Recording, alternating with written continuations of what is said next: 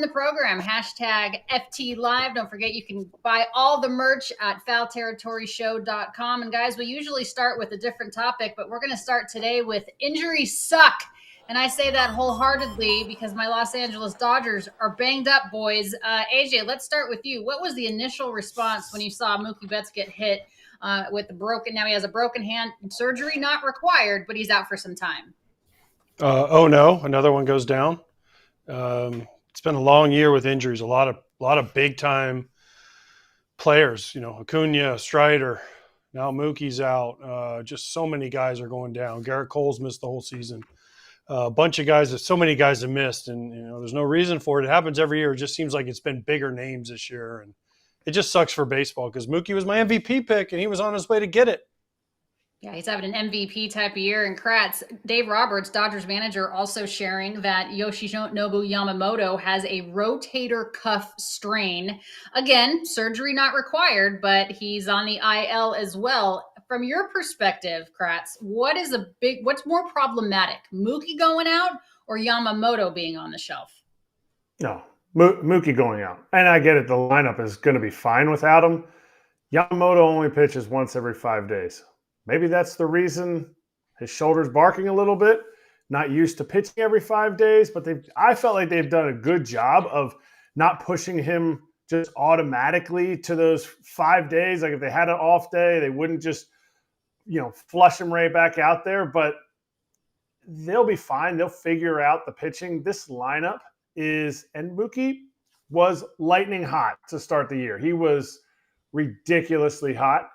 He's kind of cooled off some, but you can never take exactly what AJ said out of the lineup.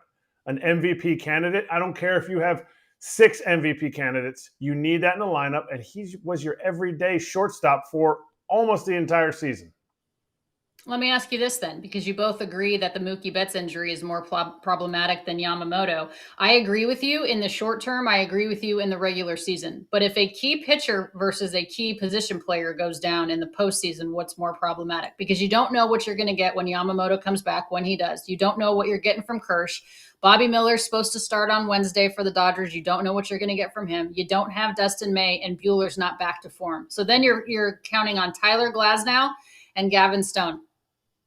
Does it become more problematic, AJ, in the postseason? Well, of course. And the Dodgers haven't been great in the postseason anyways, but their starters only go 4 innings because that's the Dodger way. So, it's problematic. And the thing that worries me is a shoulder. Anytime you see a shoulder, because shoulders are bad. Elbow, you'd be like, okay, he can come back from an elbow, but you just don't want to see shoulder stuff. And is it problematic now? No, the Dodgers are going to win the division. But I think that, yes, if they get into the playoffs or when they get into the playoffs, whoever they match up with, they're going to need Glasnow healthy. They're going to need Yamamoto healthy. They're going to need Bobby Miller healthy. They're going to need everybody healthy. And this is a big blow but when they get to the postseason, if he's not back.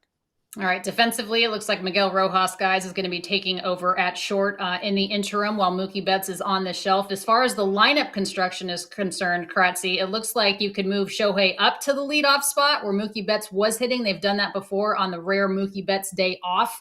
As far as batting is concerned, how much do you see the lineup construction changing, if at all? I mean, you're never going – the biggest thing Dodger fans need to understand is you're never going to find Mookie Betts out there in your organization, on your current 26-man roster, even in a trade. You're just not going to get that. So when you can slide the stat that we got here on the screen, 820, 892 OPS, Shohei in the leadoff spot, I think it's gonna do well. Like, to me, you just slide them both up. You slide Freddie into the 2 spot, and you have Shohei leading off. Look, you only lead off once. The next time up, you're not the leadoff hitter anymore. You're just the next hitter after the 9 hitter. So, to me, you get him up there. He gets a few extra at-bats during this time. Shohei's going to be fine. Yamamoto, even if he's healthy, just to hit on the last thing about that injury, is this was going to be the question mark anyway for the Dodgers was, how is this starting rotation going to play out? It could look really good in the playoffs, but the reality is they didn't hit last year. It wasn't the pitcher's fault. Yeah, you're right. They haven't been good in the postseason the last couple of years, getting bounced in the first round. A good thing we're talking about this, gentlemen, on June 17th versus August 17th when the trade deadline has already come and gone. The Dodgers likely were going to be buyers anyway, of course, because they know that they're going to the postseason. So how does this change things? Do you go after a starter, a frontline starter, a back end of the rotation starter? Do you go after another middle infielder? AJ, what are you doing if you're Andrew Friedman in the Dodgers front office?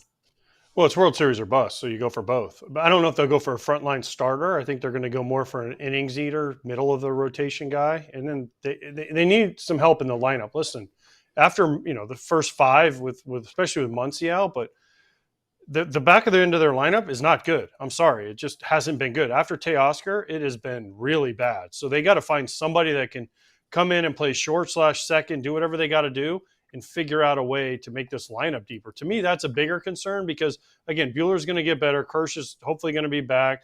Yamamoto is supposed to be back. Bobby Miller pitches well. Their bullpen's pretty set. They need to find a middle of the rotation guy, won't give up too much, and then somebody to hit the back end of their order.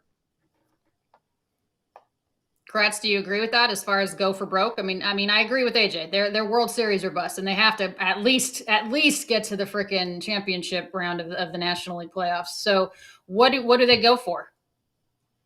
I mean, to me, you look at trying to pick those guys up, but you also hope that somebody maybe steps up. You hope that somebody. I mean, is Kevin Biggio going to be that guy at the bottom of the lineup? The Dodgers aren't going to necessarily go and get a Luis Robert to be like, oh, well, we'll find a spot for him. I think the Dodgers did a lot of their heavy lifting in the offseason because they spent $1.2 billion overall. So yes, it is World Series or bust. Like, it is a opportunity for them to do kind of like a Braves of 2021. We talk about that all the time because it was super successful. They won the World Series. But when you go and find essentially 4 new outfielders and you kind of mix them in and you just play whoever's hot, that would be my fear. Is, let's say the Dodgers had gotten Eddie Rosario and not Eddie Rosario.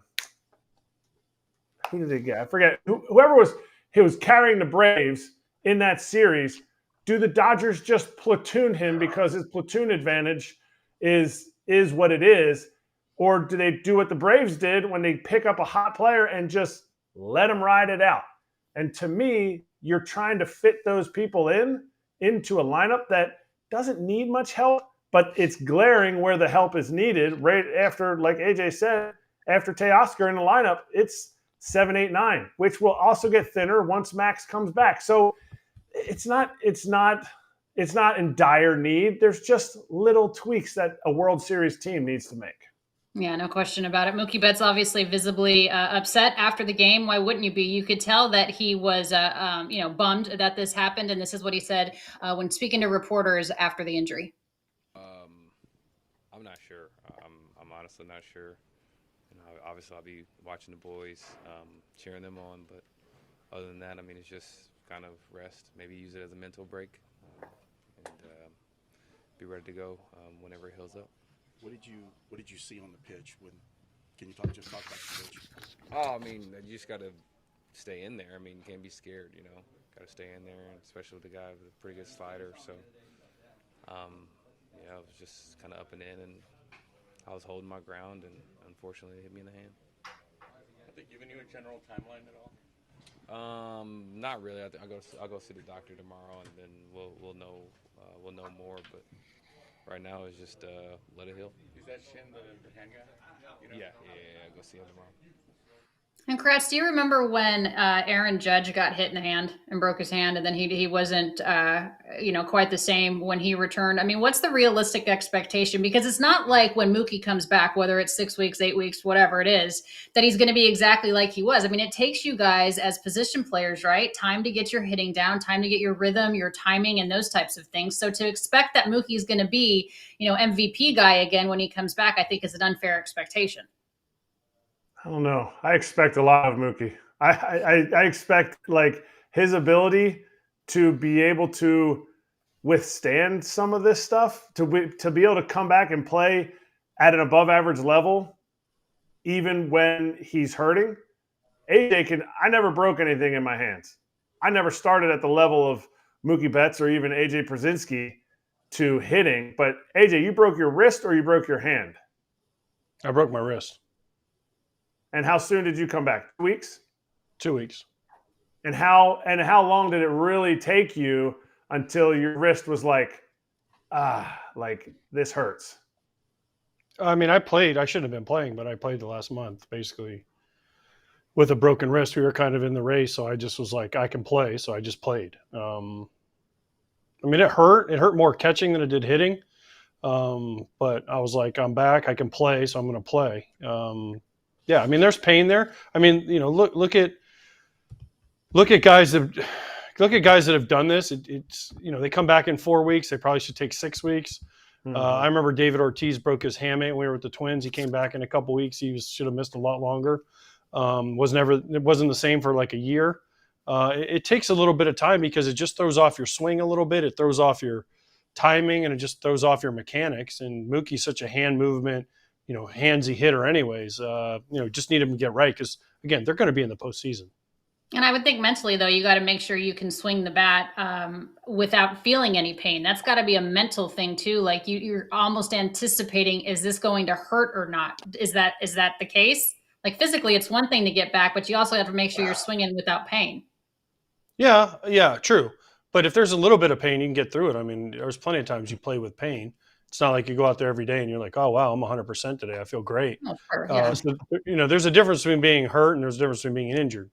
Mm-hmm. And Mookie's the only guy that can tell you, and I'll never question anybody's pain tolerance or what they can go through because every single person is different. And if Mookie thinks he can come back and play, then he's got to be ready, and he's got to – listen, when you first come back, there's going to be a little bit of pain no matter what injury you have or a little bit of a mental block. Look at Gavin Lux, right? It's a little bit of a knee. Acuna said it when he blew out his knee. So there's always going to be something in your mind. It's just how much can you handle and what can you deal with. As AJ said, Mookie Betts was his MVP pick, and this is what the Dodgers are missing without Betts in their lineup. And, of course, what he can do for you defensively in the infield. I know there's been questions about his shortstop statistics, but, I mean, you can see what he's done for this team, guys. 10 home runs already this season, an average of 304, so he can hit for average, he can hit for power. You see what he's driven in there in that leadoff spot. I realize he's the leadoff spot only one time. And stolen bases, 9. You see the OPS there as well. So it's just something that sets the tone of the lineup, obviously sets the table, and it's not an easy void to fill, but the Dodgers have no choice to do so, and nobody feels sorry for the Dodgers. And speaking of that, we're coming up after foul territory with Dodgers territory at 3 p.m. Eastern. Erik Kratz is going to join myself and Clint Pasillas, just talking about kind of where the Dodgers go next. So Clint and I, right after foul territory, you can hook up with us and watch that. How about now we take a look? Are you going to talk about his hair? Eric's, it's the best lettuce in the show. I mean, it's up there. It's up there with like Nomar Garciaparra as far as best lettuce in the show. Glasnow. That's your Mount Rushmore of hair. Who has better hair than Glasnow, Erik Kratz, Nomar Garcia? Nomar's is like a helmet. You just go like this and just like put it next on the nightstand. Who else has better flow in the show? Like, who else do you like, Kratz? No, believe me, I envy people's hair. So even AJ has nice hair. Like, yeah. You have nice hair, Alanna. Like that's like there's some women in baseball that probably have nicer hair than Nomar has. I'm just talking about players, like former players, guys. Yeah. Let's move on from the hair conversation to our friends at SeatGeek. SeatGeek is the official ticket marketplace of all Major League Baseball. So they have you covered for all of your baseball ticket needs. Let's talk about some of the matchups today, guys. I believe it's a full slate, almost a full slate on this Monday. You got Skeens, Eric. So I like the fact that we probably pick a Skeens matchup every time out, right? Coming off of the standing ovation from the St. Louis Cardinals fans. Eric, what are you looking at today as far as your matchups? I'm not looking at Skeens. I'm actually looking at Kikuchi and your boy Pivetta. Okay. Pivetta needs to come out and show what he was doing at the beginning of the season, pre-injury, and help this team. I mean, the Red Sox, as much fanfare as the Phillies-Orioles got this weekend, it was Red Sox-Yankees weekend, and the Red Sox came out of it winning 2 of 3. So you sit there and you go, is this a Red Sox team that wants to continue to be above 500, that wants to continue to be successful the rest of the season, to play another interdivision foe. And Pivetta needs to be a guy that needs to step up because he hasn't done so recently. I'm with you there. He was really good at the beginning of the year. No question about it. They take 2 of 3 from the Phillies, 2 of 3 from the Yankees. Good season, or good road stand, or homestand rather, for the Boston Red Sox. What about you, AJ? I'm looking at the matchups here to see if I could guess what you're going to go with. Who are you picking? I want to see Texas and New York because I want to see if the Grimace factor continues for the Mets. And listen, the Rangers went to Seattle and got their butts beat. So the Rangers need a win. So the Mets come in hot, the Rangers come in ice cold. So that's a good matchup too. I think Peterson, is lefty against the Rangers, and then John Gray coming back off of the IL is a very interesting matchup to me. 2 teams that need to win, and we'll see if the Grimace factor comes in play. Yes, the lone wolf, John Gray, on the hill for the Texas Rangers. Corey Seager was 0 for the weekend against the Seattle Mariners, guys. You don't want to, there's one guy in the lineup you don't want to beat you. You could say Marcus Semien as well, but Corey Seager was 0 for 12 in that series. If you stop Seager, you stop the Rangers. Listen, I was there on Saturday. He went 0 for 5, ended his on-base streak. We just talked about the Dodgers lineup.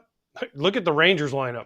It is struggle bus time because Semien and Seager and have you seen what Adolis Garcia has done since the middle of May? He has been awful. It's been bad, right? Nathaniel Lowe is not hitting. The bottom of their order has not been good. Jonah Heim's not been good. The Rangers are in trouble right now if they don't figure it out quickly because the Mariners aren't going away, especially with their starting pitching. Yeah, I wonder if it's almost to the point now at June 17th where we can stop giving the Rangers and the Astros a pass. Like they're going to be okay. They're going to be okay. I'm not certain about that. Let's hear how you can get your tickets from SeatGeek. FT is headed to the MLB All-Star Game this year, and there's only one way you should be finding tickets for any ball game. SeatGeek is the official ticket marketplace of Major League Baseball, so they have you covered for all of your baseball ticket needs. I'm super pumped to hit the Futures game this year. That new skills competition looks electric. I agree, Kratz. It's like the Olympics for baseball. Cannot wait to see that. With over 28 million downloads, SeatGeek is the #1 rated ticketing app. Baseball season's in full swing, and you don't want to miss out. SeatGeek has your tickets to every game and, of course, concerts, festivals, and more.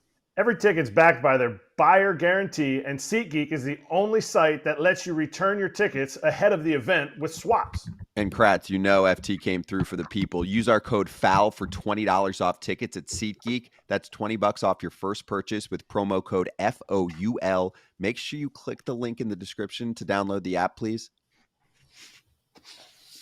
All right, thanks for our friends at SeatGeek, and thanks to our friend Casey Stern for joining the program, the host, of course, of the Unfiltered podcast. We appreciate a big Mets fan, a big Islanders fan, apparently, based on what's behind you right now. Casey, welcome, my friend. AJ wants to know if the Grimace is going to continue to help the New York Mets. What has been your overall takeaway about the Mets so far this season? Still in it, like most National League teams are, but what do they need to do? Well, I think at the beginning, they kind of looked as I expected. I mean, this wasn't a very deep roster. You had Jose Quintana starting opening day, not having Kodai Senga. If I would have told you no Senga, Lindor doesn't get off well, McNeil doesn't perform well, issues throughout the rotation, Diaz wasn't good, then was injured, you lost Rayleigh for the year, and that they would have even before this stretch been 7-8 games below 500, it would have made sense. I think this is kind of where I expected them to be. The good thing about what's happened the last couple of weeks is regardless of the reasons, you go back 2-3 weeks ago, we got Jorge Lopez and throwing mitts and talking about how bad the team is, and it was the Mets are a joke all over again. And since, I mean, look, you got a team meeting with Lindor, they're 11-4, they've won 5 in a row, and they're back in the mix because everybody is in the wild card now, a game and a half out. But this is what mediocre teams do. They go up and they're down, win 8 out of 10, lose 8 out of 10. So I'm not really that surprised, especially going back to it again when you think about the injuries they've had and you think about Senga specifically not being there. What is more of a true statement? The Mets are just a 500 team, or the Mets will Met and they're just going to do what they do year in and year out and give a expectation fail? Yeah, I mean, look, Eric, that's kind of what they've done, right? As soon as we were ready to laugh them off, this is what the Mets have done to Met fans, and I know putting us into therapy for our entire lives, because then they kind of reel you back in. and they do what they do. I think they're kind of a mediocre team. The question now is how much David Stearns is going to put his footprint on things. Because if you go into kind of what the Mets normally do, they'll look at this and say, okay, look, we're in it now. We're going to get Senga back, right? Bullpen session Wednesday, then live hitters. Everything is rosy. We won't move Alonso. We won't move JD Martinez, who's not doing anything for us except giving us all the potential right now to go get something for him at the deadline. And we're going to go add, or we're going to keep things the way they are. And then the Mets aren't going to make the playoffs. They're not going to be good enough to sustain this, and they won't get anything for it. I think this is going to be a real question to see, are we in a game-changing scenario with David Stearns? Because if you are, then I think you're staring that New York media and that fan base in the face, and you're being honest and saying, we need to go ahead and think about moving Alonso, moving JD Martinez, and thinking about the future, because the Mets right now are not a good baseball team, despite the fact that they're on this recent stretch. But what if they make the playoffs? What if they make the playoffs in the wild card by a game? Could this set the organization back like a year or 2 years? Like, could it be that? Are we talking that catastrophic? I don't know if it's catastrophic, but think about all the differences. You guys know this. You're not playing young kids down the stretch, right? If you're in a situation like that. So now when you look at some of the kids that they've gotten in these trades and the good moves that they've made, they're not getting that time at the end of the season to then look ahead to understand about next year if they're going to be ready at the start of the season for opening day. And you're thinking about playing older players. You're thinking about doing things to go and win now. And I think when you're a Mets team that brings in David Stearns, you got a new manager in Carlos Mendoza, who's done a fine job, all things considered, what he's had to deal with. To your point, they may be better off moving on from these players. So this may not be the greatest thing. Let's not forget, the Angels, in the worst deadline I've ever seen, basically let 2 weeks where they kind of played okay, allow them to not move an Ohtani who was healthy at the time, who could pitch and hit, and was doing both in the same game, and got nothing for him. The Mets need to be smart about this, so it might not be the best thing for their future that they're kind of hanging around right now, the muffin tops of the playoffs.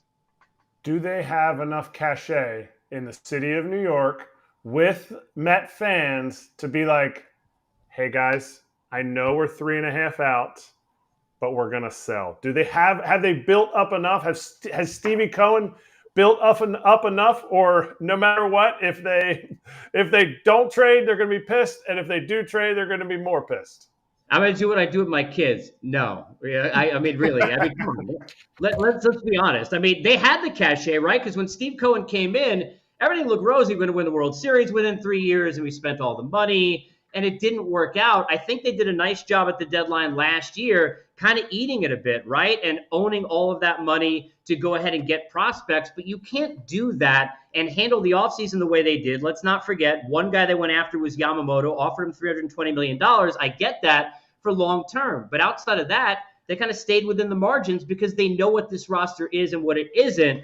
But now they're really up against it, because when you look at the way JD has played, and Martinez has been great, and you think about Pete Alonso, who himself is getting hot a little bit as we get to the deadline now, a few weeks away, they're going to have a serious thought and a real conversation about whether or not they're about to disappoint their fans. Because to your point, the fans would rather have a chance and be forced to believe and then get hurt all over again and be heartbroken, which is what happens to them every year, I know.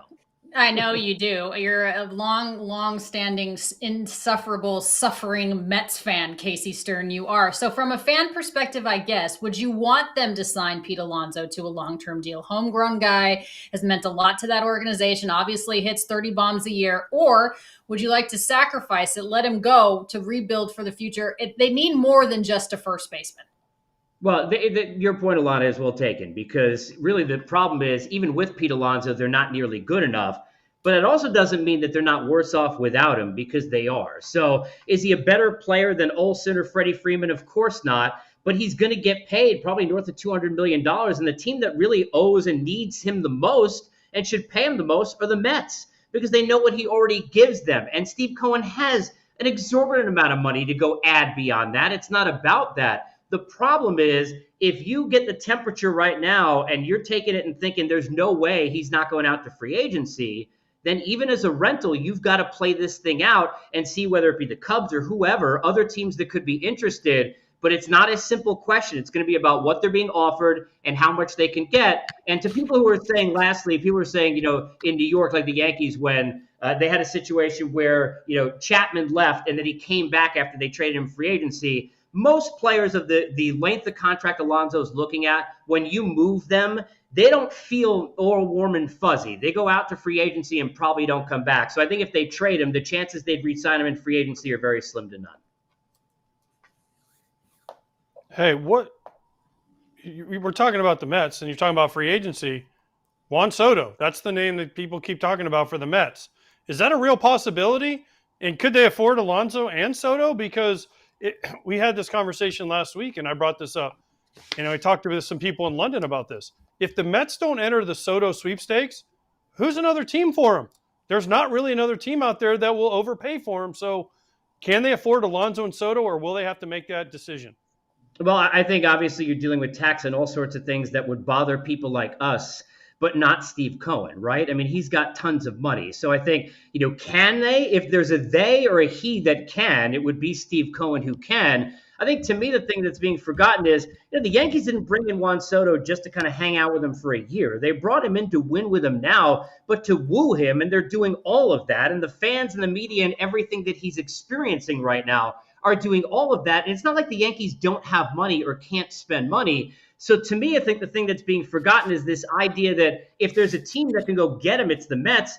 I don't know what the difference in money would be, AJ, but why the heck am I going to play for the Mets where I have no idea what my future is with that team? I'm looking at what happened since Lindor's signed. I'm looking at all the different issues, go to the Scherzers and the Verlanders and on forever down the line, even way before Steve Cohen. And with the Yankees, even though they haven't won in a while, they're in it all the time. They have a chance to win all the time, and it's the Bronx and it's the Yankees. The Mets are the little brother, not the big brother. So I think the Yankees are still a dangerous player in this thing, but I do expect that Steve Cohen, like with Yamamoto, going back to that, remember, he offered $320. It's not good enough. You might have to offer $420 to get somebody to come to the Mets instead of go to the Dodgers. Well, what's the difference going to be between the Mets and the Yankees? We'll find out in free agency. Yeah, that's what will get them to the Mets. You said what will get them there? Well, $50 extra million probably would do it.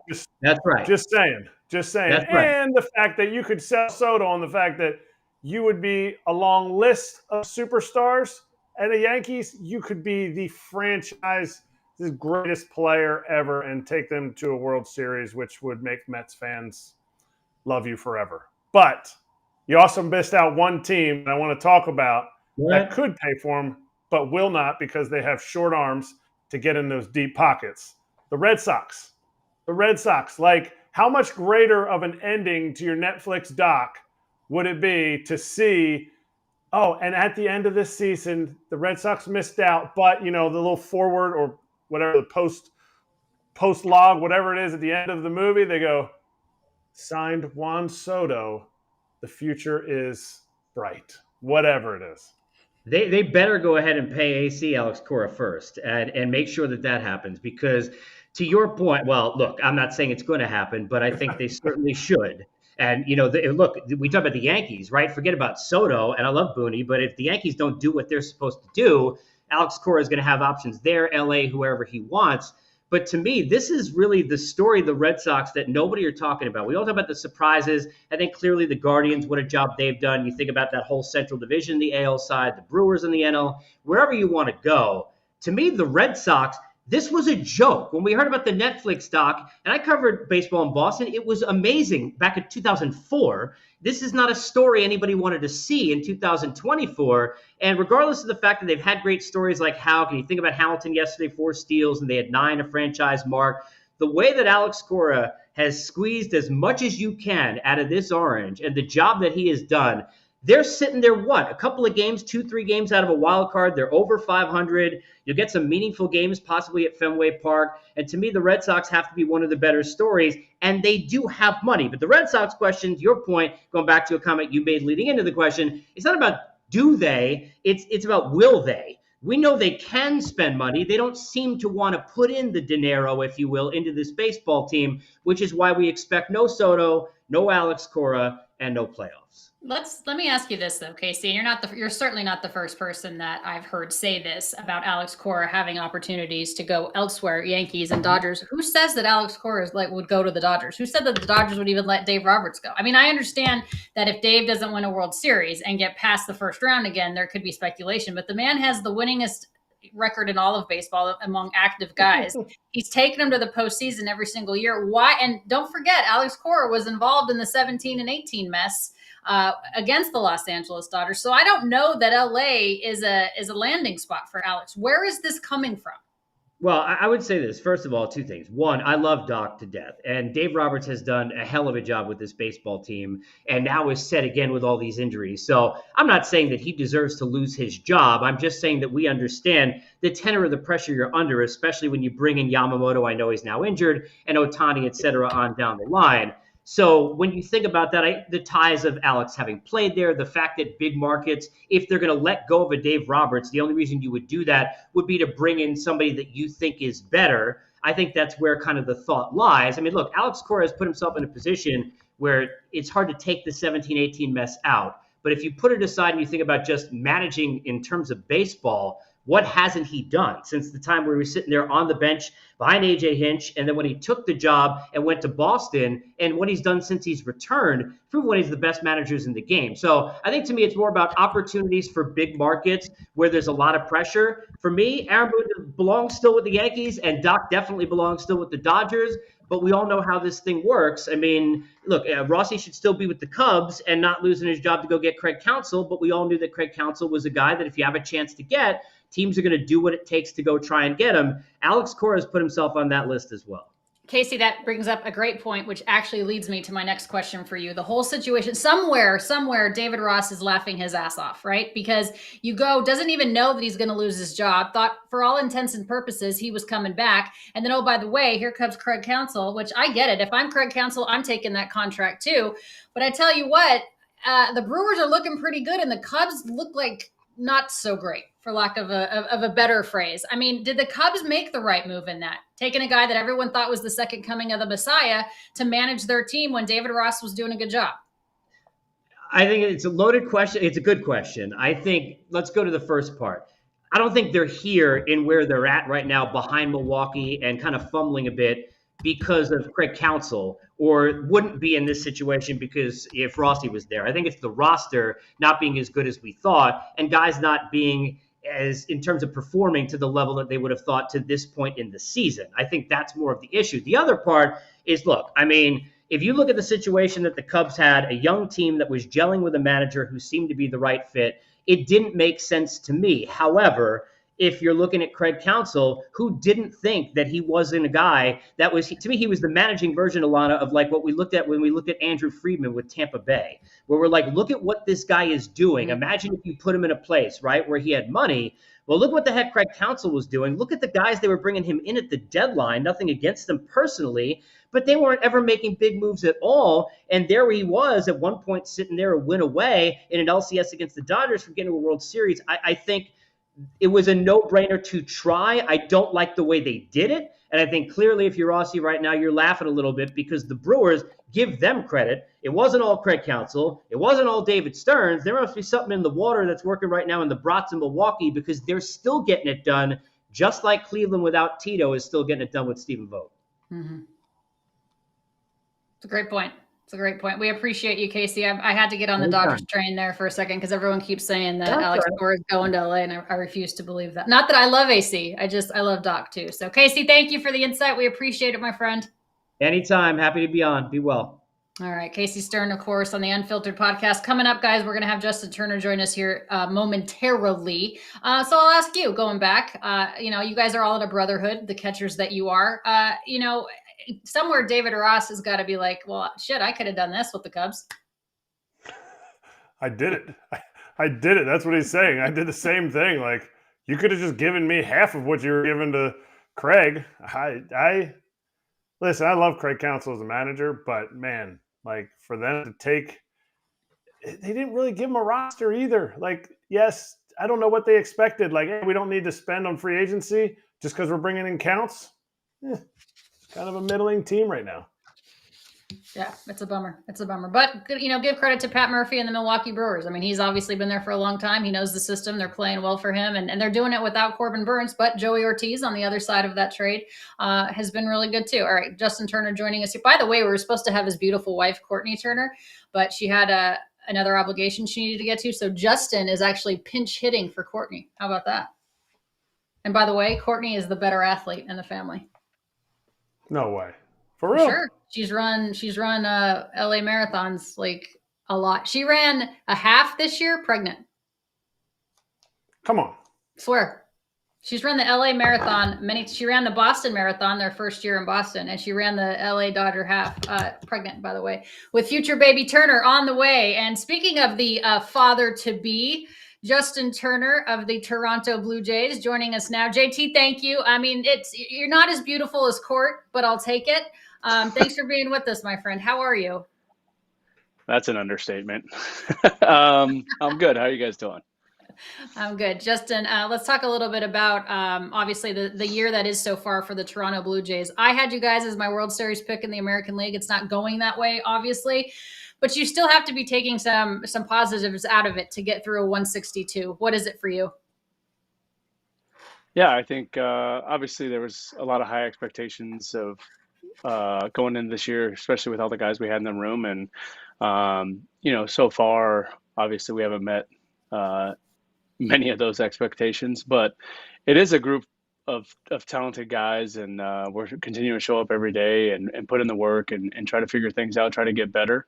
And, in year 16 now, I think a good sign for me is every day I wake up, I can't wait to get here and get back to work and try to get things turned around. I think, if it was the other way around where I was dreading coming in here, it might be a sign to maybe move on, but I still love coming in here every day. I still love having the conversations around the cage, in the cage, talking hitting, talking different stuff with our pitchers and just trying to get better every day. So, that's how we're going about it, and that's how we're going to try to turn this thing around. Why do you enjoy it? Why do you enjoy that? Like 16 years, it's a long time. Like and you're over the border, you're in a different country, you got a baby on the way. Why do you still enjoy it? What gets you out of bed?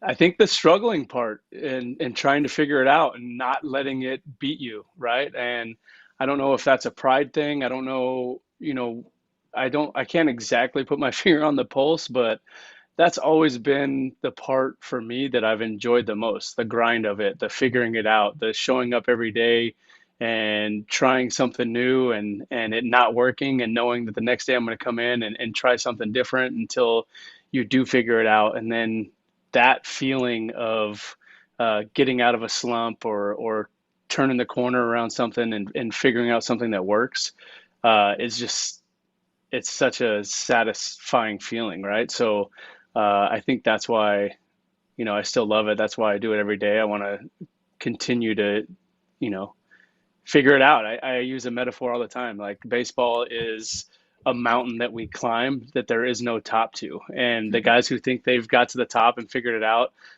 it's just going to be a long fall back to the bottom for them. So I love that you just have to keep on going every single day. You're never going to figure this game out. You're going to see something new every day. And it's continuing to work. It's continuing to learn every time you show up to the yard.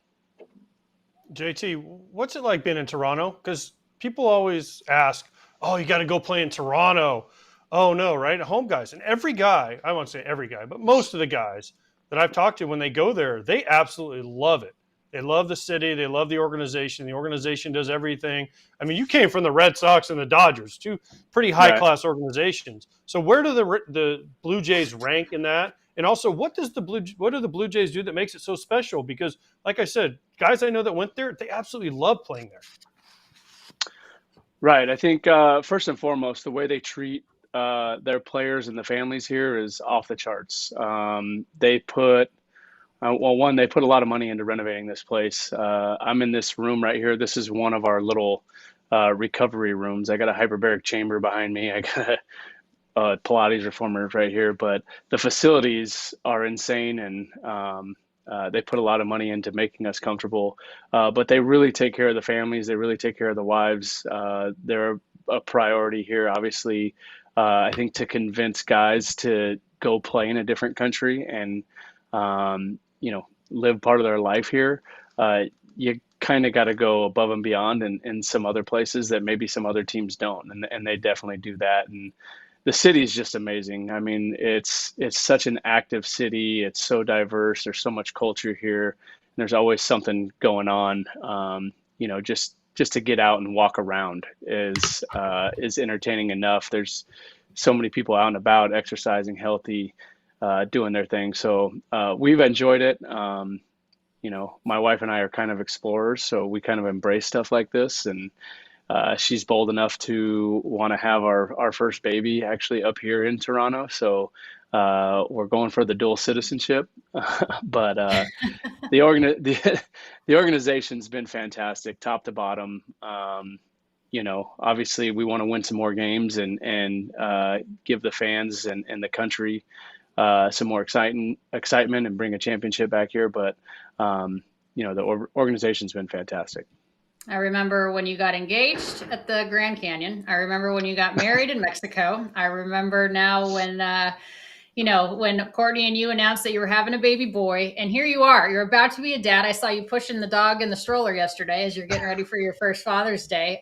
Congratulations, obviously. I feel like I'm your big sister. I've seen you grow up in front of my eyes. But what are you most excited to? And you're, I guess, in the back nine of your career, I mean, you can't play until you're 50. So I would imagine that this is really good timing for you.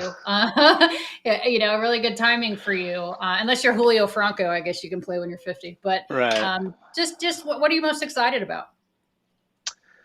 I think to have a kid of our own, right?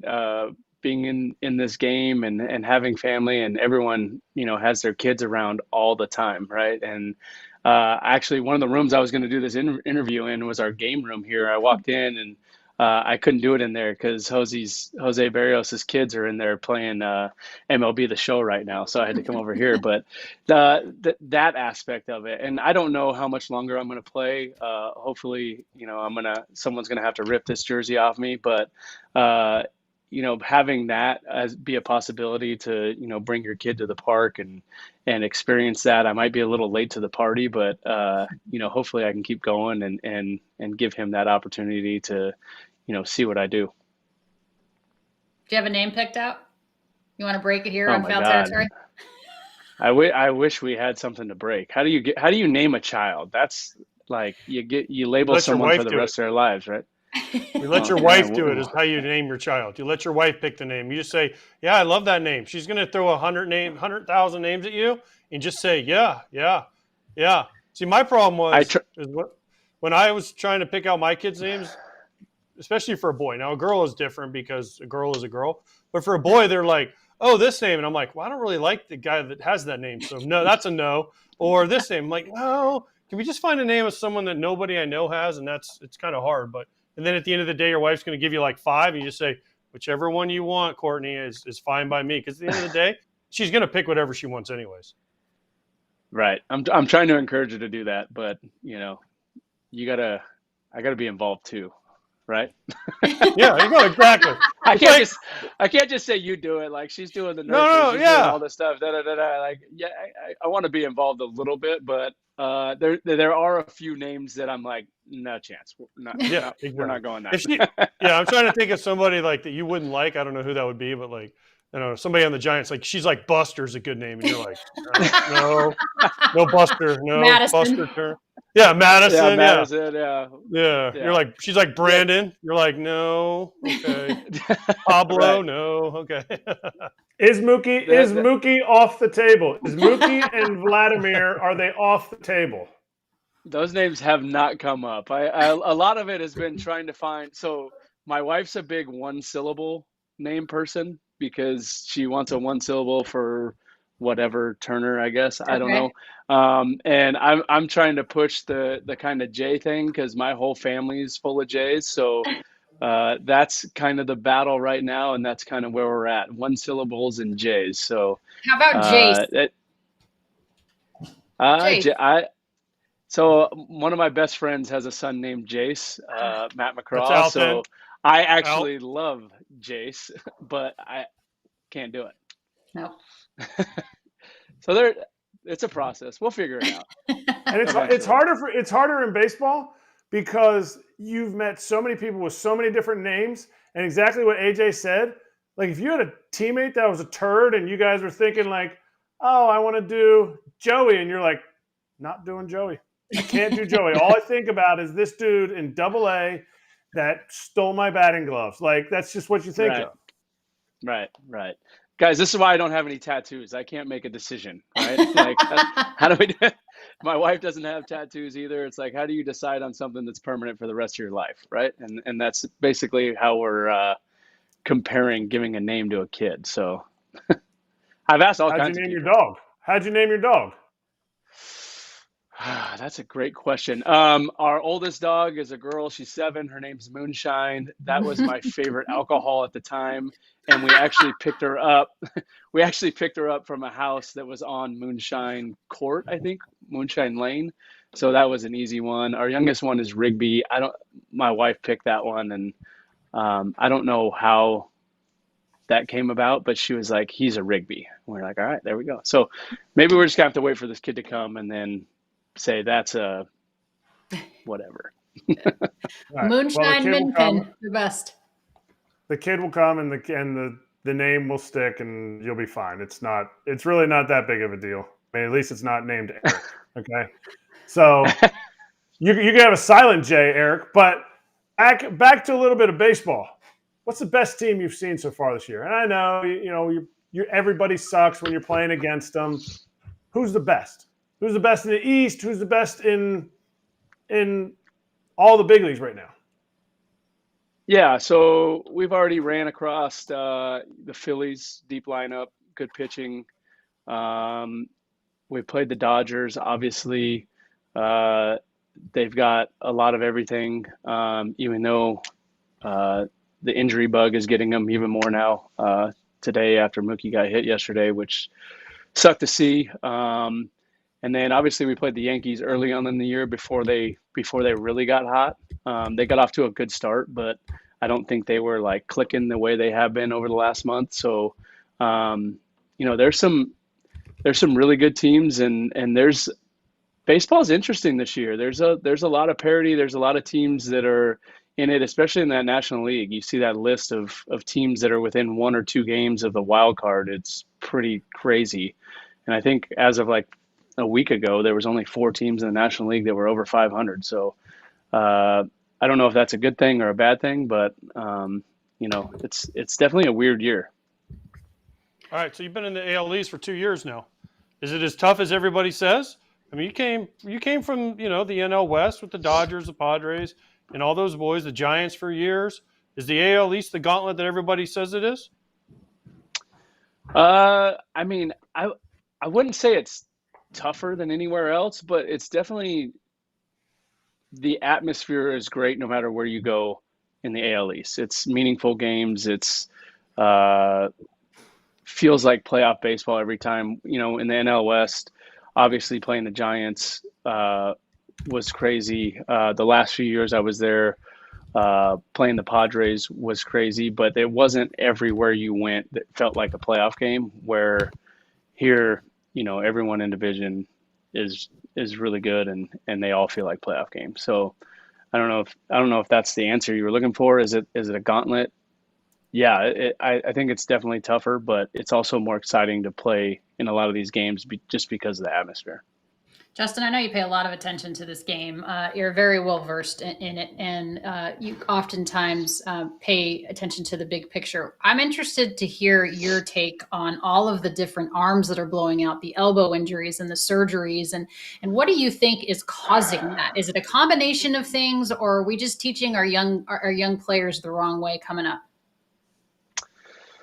Look, I'm not a doctor, so don't quote me on any of this stuff. And I know people are so quick to point to the pitch clock and the less time in between pitches, but it's a game where guys are throwing harder than ever, and the path to do that, which is fairly new, seems to be these weighted ball programs and throwing weighted balls as hard as you can. And I've always been a big believer in pitchers. You only have so many bullets, and you don't know what that number is. And I don't know. I'm sure there's an argument to be made that more throwing at max effort with weighted balls is healthy for you, but I just don't see it with all the injuries and how much they're taken off that's not a factor in it. You're the commish for one day. What do you change? I'm the commissioner for one day. I go to 32 teams, 16 teams in a league, and change it to more of a basketball structure where there's the East Coast and then the West Coast. Why is that?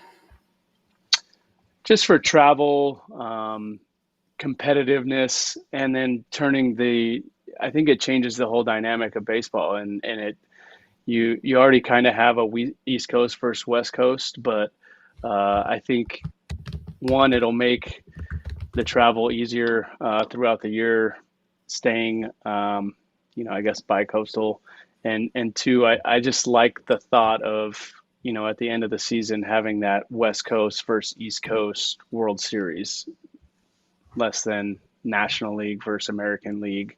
And I know that eliminates the chance of having like a Dodgers Angels or a Mets Yankees, but I think fan wise there's a big bias East Coast West Coast, and I think that would be cool for the fans. Don't worry about it, Justin. Even if it stays this way, we're never going to see Dodgers Angels in the World Series anyhow. Appreciate your time, JT. Appreciate your time. Best of luck to you. I know you have a meeting to get to, so I'm not going to keep you any longer. Give Courtney our love, and best of luck and good health along the way, my friend.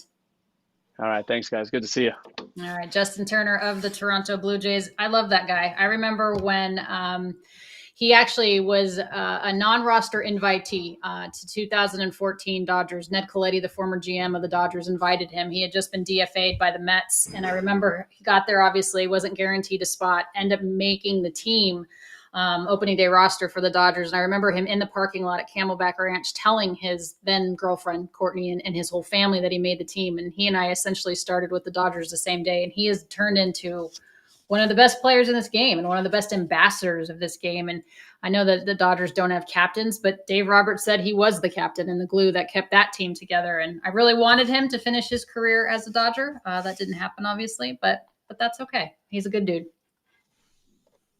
He is. He's, Clemente Award winner. I mean, what else can you say? The Clemente Award winner. He's always nice. He always is great to talk to about different topics. And nothing but the best to Justin and his wife, Courtney. And good luck on their first child, because that first one is eye-opening. First one almost makes you not want to have a second one, right? Well, or you look at it and say, I'll have another one because it can't be as bad as the first one. Okay, I'll have to take your word for it on that, as I don't have any biological children of myself. All right, time now to welcome in another partner, Babbel. We appreciate all of our sponsors here on Foul Territory. It is an activity tracker that makes you stay on top of a daily streak. There's a learning plan that helps you. This is a really cool app, guys, because it's a learning plan that helps you stay on track. You can pick how you want to learn. Obviously, if you want a challenge, you can use the speaking or writing review. I like the flashcard option. I learned really well on flashcards. And then it caters towards different learning styles. There's a podcast you could listen to immerse yourself in a certain language.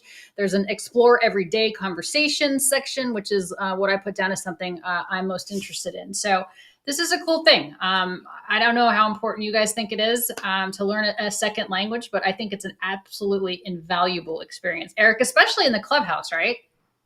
Totally in the clubhouse. There's something, and playing in winter ball, it really opened my eyes to not knowing English playing in America. Like if you go and play winter ball, you're going to play with guys that, they can help you with the Spanish and all that stuff. But because I knew Spanish going down there, when I say I knew Spanish, I knew 75 words of Spanish, and I used 75 words to get through everything. And for me, the Babbel app is exactly what I need, the conversation part of it, because you're building those relationships and making people feel comfortable. So when you're in the clubhouse, they feel comfortable. And Alanna, I know you're fluent in Spanish. How much better is it when you get to talk to all 26 guys on the roster, 25 guys on the roster, instead of, well, I'll get the translator. Did they really mean this? It makes for deeper connections, and learning that conversation for me was huge. And as just a bench guy that, kind of conversated with everybody, I wanted to learn other languages too. But it's not that easy. It took me a long time to learn Spanish, but this app helps me speed that process up and actually get better and use more than just the 75 baseball words that I know. And not for nothing, Erik, as a catcher, that's so huge when managing your pitching staff. I mean, you have a lot of Latin guys, a lot of guys that are Spanish-speaking pitchers that, yes, I understand that oftentimes they'll have a translator or, somebody in the infield happens to speak Spanish and they come and do the mound visit, but it's so important for you and your scouting reports or those types of things. And I think the biggest thing for me is it builds trust. When you can ask a player in their native language to allow them to speak freely and not just stick to the 6 or 7 words that they know, they can explain what happened in their outing, or they can talk about their day, or they can talk about what they're working on in their native tongue. And it makes them feel a lot more comfortable. And you can get a true picture of their full story, not just the few words that they know. Plus, it makes them feel, I believe, more of a part of the team to be able to talk to them just as you would the English speaking players. I think it's more of an inclusive tool as well. So I think it's incredibly important. And Babbel is helping people do that. And now we're super psyched that they're part of Foul Territory. Babbel's convenient courses have helped you learn real life conversation skills in a different language. It's super easy to learn how to order food, ask for directions, obviously, without having to consult language apps. Plus, Babbel's speech recognition technology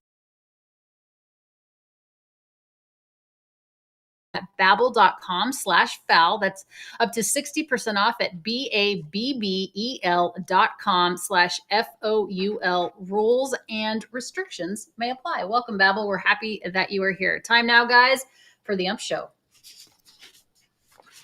Right.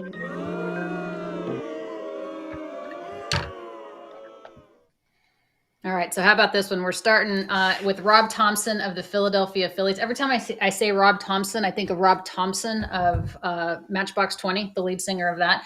All right, in the game, Zach Wheeler had his 1500th career strikeout, and Rob Thomson also popped a blood vessel screaming so hard. He was ejected, guys, in the 6th inning after the umpires overruled the initial call of a hit by pitch. AJ, take us through this one. Yeah, I mean, first of all, Stubby, why you bunting? But he tried to just, he got his foot kind of out there, and it looked like it hit him. I don't know. It looked like it might have nicked his toe. He acted like it hit him, and Rob Thomson came out, and yeah, he popped a lot of things because he got his money worth too. This is what I miss. I miss these kind of arguments where Lou Piniella would come out and kick the dirt and throw his hat, or Lloyd McClendon would grab the base. But man, he got his money's worth. Like right here, it looks like it hit him. He acts like it hits him. I don't know. The replay. I don't know. I mean, hey, what do we, but they argue and say, nope, it didn't hit him. And then Rob Thompson's like, Mike Estabrook, I own you, and I am going to tell you how much I own you. And Laz Diaz, former Marine, doesn't get in the way. I mean, this is a good one. He loses his hat.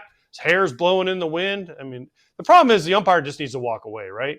Like at some point, just walk away. I don't know. I mean, why does the umpire get to just say, all right, you know what, Rob, you're already gone. Just turn and walk away. But it makes for a good show. I like it. You like when the umps stay in there? You like when it's an ump show? Because I don't. No, that's what I'm saying. He should have walked away. Yeah. But I'm not getting fined and I'm not getting yelled at. So, I mean, yell away. But I think he should have just turned and walked away. And this isn't an 8-2 game, obviously. The Orioles are up 8-2. The Phillies are the best team in the National League, certainly record-wise, and probably the deepest, especially now with the injuries to the Dodgers. I like that he still has that fire. It's like, listen, he didn't have to go bananas over this, but I like that he still does.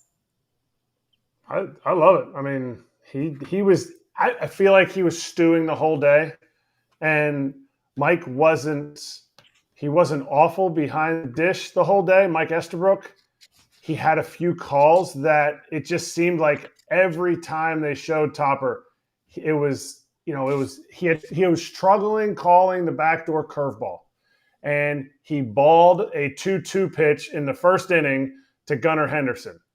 To me, the Orioles had Wheeler's number, but it set Topper off early in the game. It was a 2-2 curveball that was called for a ball and then went to 3-2, and then Gunnar Henderson hit the homer to lead to put him up. And it just felt like Topper was on edge the whole time. So I think Estabrook was kind of pissed about hearing him in the background. My favorite part of all this is you can hear John Kruk. If you go back and watch the video, you can hear John Kruk being like, Well, what's the crew chief doing? What's Laz Diaz doing? Why isn't he breaking this up? And you look at Laz, we're looking at the umpire scorecard. Mike didn't do awful, just some of the calls were not going the Phillies' way, and Topper was feeling that. And so, you know what? It was kind of stewing. But Laz just stood there and was like, I'm kind of enjoying this. I kind of want you guys to get it out. Like it was good. The only problem is Topper touched him with the bill of his hat, and that's why he ended up taking it off. Can't touch the umps, right? Can't do it. Nope, can't do it. Talk about a guy when you hear about that cliche phrase, a new voice in the clubhouse, a new voice in the dugout. That was Rob Thomson, right? I mean, about a month ago, they changed course there in Philadelphia, and he replaces Joe Girardi. Look at what this team has accomplished. No offense, obviously, to Girardi. He's a phenomenal manager, but what a difference the Phillies have been under Rob Thomson. I love this guy. Baseball lifer, finally got the chance, and here we are. I actually respect the crap out of both those guys. And I was on Phillies radio when that was happening. Like they were talking about, oh yeah, Joe Girardi. I didn't feel like it was Joe's fault, but I also didn't think like if you put Topper in there that you were going to have any issue. I just had no idea it was going to go the way that it went for Topper, the way that he was able to. And I look at Bryson Stott more so than anything. He was essentially getting sent down with Joe Girardi there. And Topper said when he got the job, Topper was like, no, you know what? You're going to get out there. Go out there, hit. And it feels like Stott and Bohm have just learned and improved in the big leagues under this guy. And everybody on the team loves the way he talks to guys. His door is always open. The difference, I think, is he actually goes out of the door to talk to guys. And some managers with open doors don't. They expect people to come in. So I think that's the biggest thing. And Topper's breaking records all the time as, way to start out a managerial career, even though he started once he was 60 years old. AJ, did you ever have a time in your career, you had a long career, where you had a managerial change in the middle of a season? I did 2016 when I was at the Braves. Freddie got fired in the middle and we brought in Snit. That was a little bit different. We were awful with Snit or without Snit. We were awful with Freddie. We were awful when we got Snit. We started out 0-9, I think, that year, and just never had anything going for us. So it's hard because you wake up and one day, I had Freddie for the year and a half, and then you get a phone call from him, and he's like, "Hey, I got fired this morning," and you're like, "What?" Yeah, what do you say? You're like, "Sorry, like my fault. Like I wasn't playing very well." I mean, there's nothing you can really say. And then they brought in Snit from AAA, and he came in, and obviously he's been there since. But it's definitely eye-opening as a player because you just start looking in the mirror going, man, what could I have done better? But listen, Girardi's very rigid, very, if you know Joe at all, he's very straight line, and he's going to do the same thing. And whereas Topper seems like a lot more relaxed and a lot more easy, and it seems like that fits this Philly clubhouse a little bit better because they are loose and they are having fun, and sometimes just bad fits, and Topper's the right fit. Yeah, I feel like Brian Snitker and Rob Thomson are the same guy. Like baseball lifers that have finally been given an opportunity, great baseball minds, have a way about them. Guys love playing for them. So obviously both having success. Obviously Atlanta in their terms struggling a little bit, in the division this year, but we're so used to them winning the NL East. We have some fun stuff coming up, you guys. We're going to head to Chicago, and we're going to be part of a NASCAR event. It's going to be a good time. I can't wait for this. It's July 6th and 7th. It's a racing and music experience at Grant Park in Chicago. One of the best cities in the summer, Chicago is. There's going to be a performance from Keith Urban, the Chainsmokers, the Black Keys, and Lauren Elena. So that's awesome if you're into country music. We're going to do a special race day foul territory. I got lucky because Scott's off, so I get to go with you guys. From there at 11 a.m. Central Time on July 7th. From site, it's going to be me, and it's going to be AJ, and it's going to be Kip. Jason Kipnis is going to be there. Sorry that you can't go, Kratzy. I don't know. I mean, I guess maybe I took your seat. I don't know. No. I just didn't get invited. There's part of sometimes when they make the starting lineup, you don't get to play 10 players. So I assume that I'm the fourth best option on this, so I never got invited. Oh well, I'm sorry. You'll be there in spirit. I'm okay. psyched. I'm psyched. I get to go. I'm not going to lie about that. So, huge country music fan. It'll be fun to be there at the event. We're going to be doing a show live from Grant Park. It's going to be super super cool. So join us if you can. That'd be great. All right, time now, guys, to charge the mound. We usually did this at the beginning, but we had to talk injuries first. Time to charge the mound. Let's go. All right, so there was a fight night in the Washington dugout. It's very funny to see this. And did you see Papelbon's tweet? He's like, I've already tried that once. It wasn't a good idea. So Mackenzie Gore, guys, in case you missed it, was frustrated in the dugout. He exchanged shoves with Nick Senzel, who made a lazy play. So Gore didn't like the way he was not being backed up defensively, apparently. So they kind of exchanged shoves in the dugout. And then Jonathan Papelbon, who obviously has done this too with Bryce Harper back in the day, said on Twitter, boy, it's a lot better if you just take the fight to the tunnel. Trust me, I've learned this lesson. So I asked the two of you that have spent more than enough time in dugouts and clubhouses, should they have taken this to the tunnel? Of course, but they didn't. Of course they should have, but they didn't. And no, it's just a bad look. It sucks, especially because they're playing really well.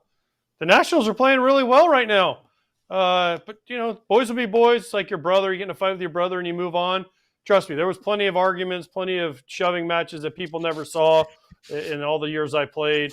But, yeah, just take it in the tunnel. And Pap knows better than anybody in Washington. You don't choke a guy in the dugout. That's amazing.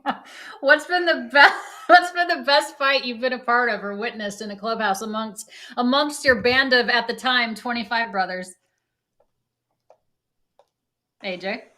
Oh, I mean, geez.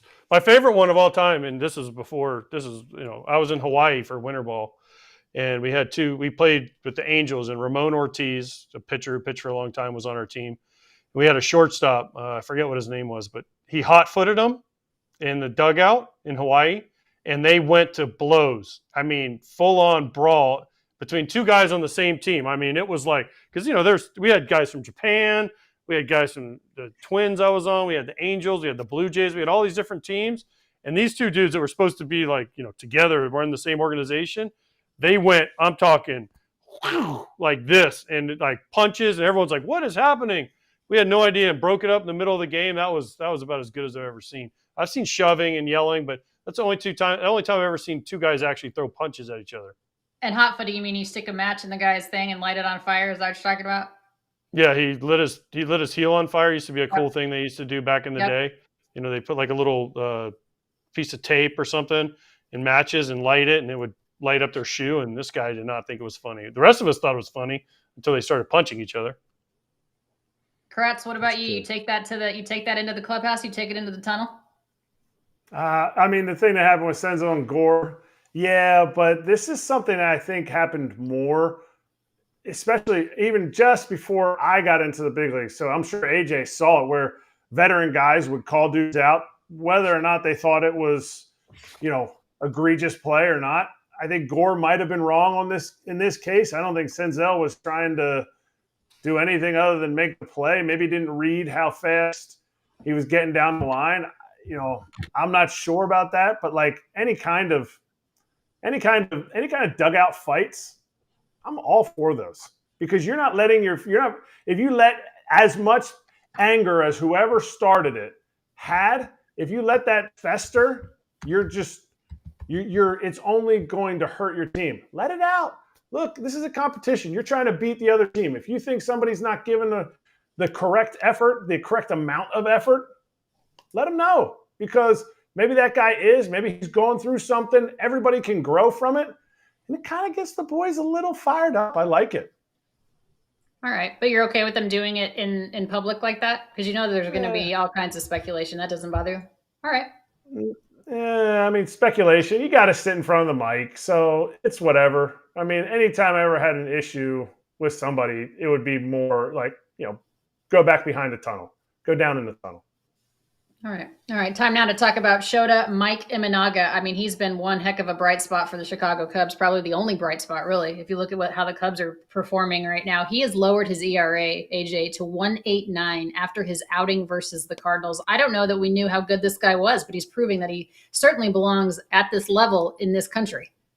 Oh, no doubt. He's been unbelievable. And the best part of it is his post-game press conferences when he talks. I mean, they asked him what he was thinking about, and he's like, what kind of food can I get after the game? I mean, the stuff he says after these games and these starts is what makes it must-watch TV, and the faces he gives. There's a new meme of him where, he's like looking and scared that the ball's going to go out and then it doesn't. I mean, there's all kinds of things this guy does along with pitching well. So he is must-watch TV when he pitches on the north side. And that's something that you love to see, right? The personality of a guy and having a good time playing a kid's game, but also having the ability to deliver as well. It's one thing if you're performing. It's another thing if you're just clowning around, but you're not giving the team the performance that they're looking for. Kratz, is that fair? He is doing it right now. I mean, anytime you can show that much energy, show that much excitement, he is making every team feel like they wish they were in the Shota sweepstakes before, during the offseason. Maybe it's because he's a little bit older and he's coming over with the experience that he has, and so he can, kind of really enjoy it. Maybe it's just his personality. Like, I love that he can show his personality, and nothing wrong with people who are stoic and don't show their personality, but for him to feel like he has to squash his personality, that would be a disservice to all fans and disservice to Cubs fans. And he might be their lone all-star this year. What has been, or who has been, AJ, the most serious, stoic pitcher you've caught? The guy that just didn't either show personality or have any? I played with plenty of pitchers that didn't have any. That's yeah. I mean, I played with a lot of guys that didn't have any. The most stoic guy probably. I mean, I'd have to say probably, Eric Milton, he didn't show a lot of. He was kind of just out there, but I mean, he really grinded as a starter, and he had a great career, obviously. With the Twins, we were just taught not to show any emotion. It was like Brad Radke was just out there like a robot, but deep down, he had it. So those two, I mean, probably Radke and Milton, because a lot of the other guys I played with had, personality. I mean, Mark Burley, he'd get out there and goof around and show emotion. So. Yeah, I mean, I'm going back to my Twins days, so probably Eric Milton was the most stoic guy, but he did have a personality. Okay, Eric, what about you? Roy Halladay. Halladay, by far, people, he's a bulldog on the mound. He lived that bulldog mentality. He was like that. The thing that would light him up was talking about flying and talking about cars and talking about his family. But other than that, he was a machine. He was a robot that was bent on destroying the hitters in the box. It was Wade Davis. Wade Davis is up there, but Roy Halladay for sure. All right, Shota Imanaga, continue to show the personality. It's a lot of fun. Continue to shove as you are. By the way, we have a Cubs-focused podcast, of course, here on the Foul Territory family. It's the North Side Territory. We're happy to have these guys on. A new podcast just dropped, so make sure you take a listen, a look at that Cubs podcast, North Side Territory. Dropped just now, so don't forget to check it out, guys. All right, talking about all-star ballots, we're well underway as far as the all-star voting is concerned. So let's take a look. They were just released not too long ago as far as the first reveal of how the voting is going. So let's take a look here. I mean, not a massive surprise here, although I am a little surprised at Guerrero Jr. This is where I wonder sometimes, is this all a popularity contest? I mean, Kyle Tucker is deserving. Judge, okay. Soto, of course. Henderson, for sure. Altuve, okay. Guerrero Jr., Ramirez there. I agree with that. Yordan Alvarez is the DH, and then Adley as the catcher for the American League. These are their voting leaders. Anything stick out for you here, AJ, as far as these vote getters are concerned? The one you said, probably Vlad Jr. at first. Other than that, I mean, they're pretty solid picks. I mean, Judge Soto, obviously, Henderson, Rutschman. Jose Ramirez had an unbelievable start. Altuve. And yes, Alanna, you asked the question. It is 1,000,000% a popularity contest. And that's what MLB wants. They want people engaged. They want the fans engaged. So, yeah, I mean, but Vlad probably is the one that stands out at first base. And, I mean, is he deserving? But he's popular, so people vote for him. How do you feel about that? That it's a popularity contest versus merit? I'm going to keep my mouth shut because I work for Fox and they carry the MLB All-Star Game. Fair. All right. Kratz. But as somebody that feels like he should have maybe made a couple more All-Star games because of the popularity contest, I love it. Okay. I think that's a fair statement. What about you, Kratz? Any surprises? Is Vlad? Who would you pick instead of Vlad if you don't think Vlad is deserving? I don't know. I mean, that I would need to look at the numbers. I would need to see who's there. To me, and maybe this is my bias, I think Salvi needs to be there. I think Adley is the future of all-star catchers. I think both of them will be playing in the all-star game. But what Salvi's doing after the career he's already had, to me, I think he should be the one getting the votes. But you know, the Orioles are in the position that they're in, and I gotta look up Vlad's stats and I gotta look up Jordan's stats. I don't know that. Yeah, I can't say who's going to be at first, but to me, I would say Salvi. Josh Naylor is the one who should be at first. He's 17, he's having 17 homers, 50 RBIs.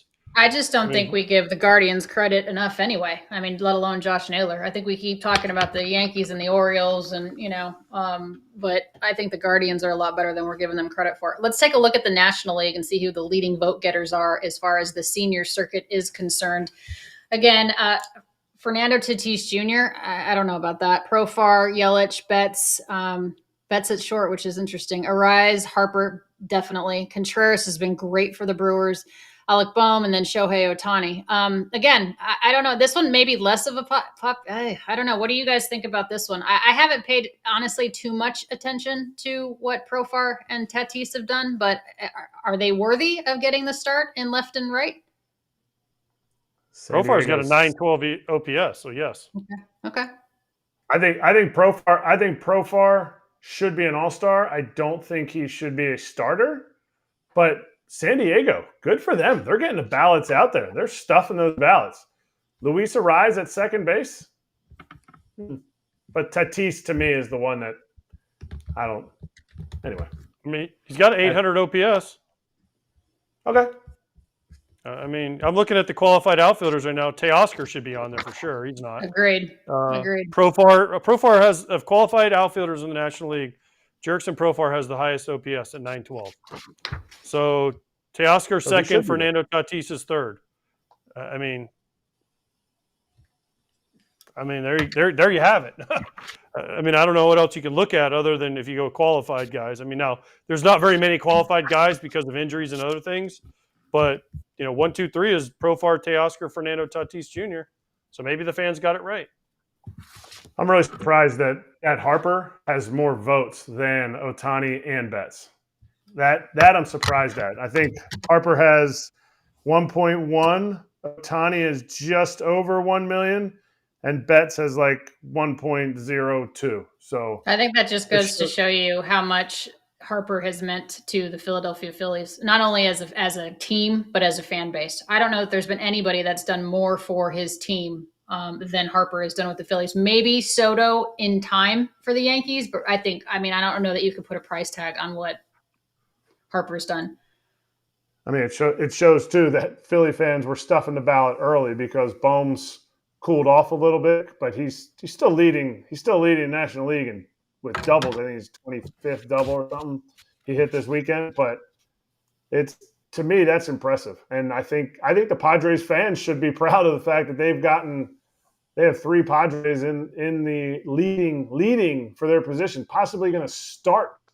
And don't forget, my ex-teammate, Christian Yelich, is not the starting center fielder. He'll probably play left, but maybe starting another All-Star game when everyone had written him off after he broke his kneecap after 2 potential MVP seasons. Only got 1 MVP, but should have been a second one had he not gotten hurt.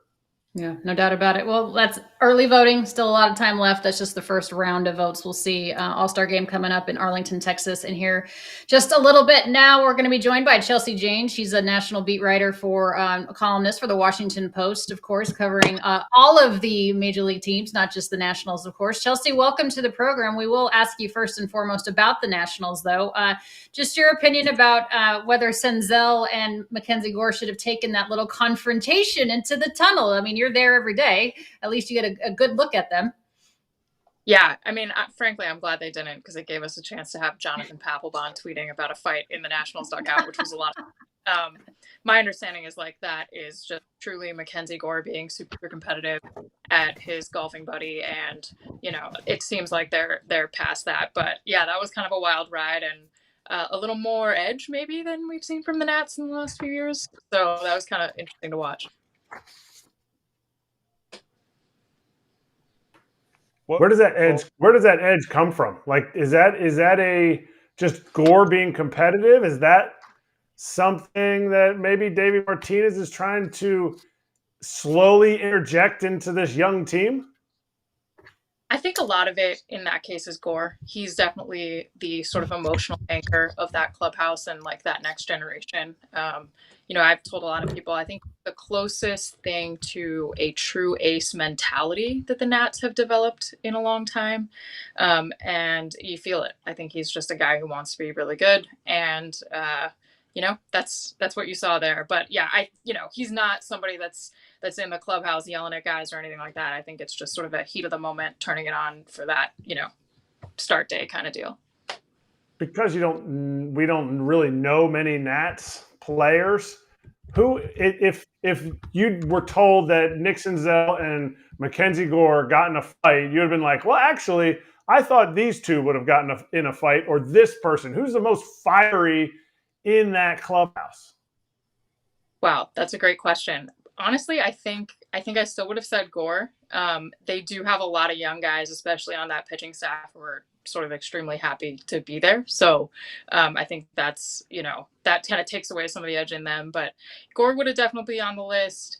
I could see a guy like Abrams getting frustrated. He wants to be really good and doesn't always sort of emote on the field with that. But, there's still a pretty young group of guys and veterans who are mostly happy to be getting the at-bats they're getting. So I would have a tough time naming the second guy. Senzel was a surprise, but not a total surprise.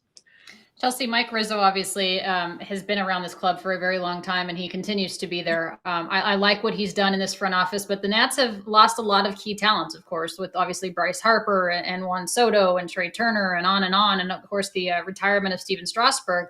But they're in a rebuilding mode, and it's a young core of guys. In your opinion, what does this team need the most? Maybe not just this year, but moving forward to make them competitive again? To start the season, I would have said starting pitching. I would have thought for sure that was something they were going to have to go by when the young hitters got here. I don't know if I think that anymore. I don't know that we can look at a few months of a bunch of young pitchers and say, they're going to have their rotation for the next few years. But I do think they're in better shape on that front than I thought they were. So I think what they're going to need is just a really credible veteran to help the young guys they have coming up, the young guys that are already here, just kind of learn how to put it all together. In Nats land, people talk about when they signed Jason Worth, and I think it was, 2010 or 2009. And that kind of preceded when they got good, and he was the guy who sort of taught them how to win and made it so that other veterans would see them as a credible place to play. I think they need somebody similar this time. Who that is and when that comes, I don't know. But, I think if everybody hits that they think is going to hit, and if everybody pitches like they've been pitching, a frontline starter and a big bat are kind of it. If they can't get those guys to be who they thought they were, then, they have a lot more reconstruction to do, I think. Did the Orioles show that they're better than the Phillies this weekend? I think they showed that their offense is really as formidable as advertised. I think, you don't hit Zach Wheeler like that by accident. I think they just make amazing swing decisions. Young hitters, old hitters, they're just a lot deeper than people think. I think pitching wise, there are a lot of questions. It's hard for me to say that they're better than the Phillies on that front right now, especially when we don't fully know what they're looking at in Kyle Bradish. Grayson Rodriguez has already been on the IL once this year. Is he going to be able to be what he has been all year? I don't know. So, I think offensively they showed themselves to be, probably about as talented as anybody. Pitching wise, I think when you look over at that Phillies bullpen, even though it wasn't perfect this weekend, they have a lot more depth in Philadelphia than they do in Baltimore right now. And, that's something I think the Orioles are very aware of.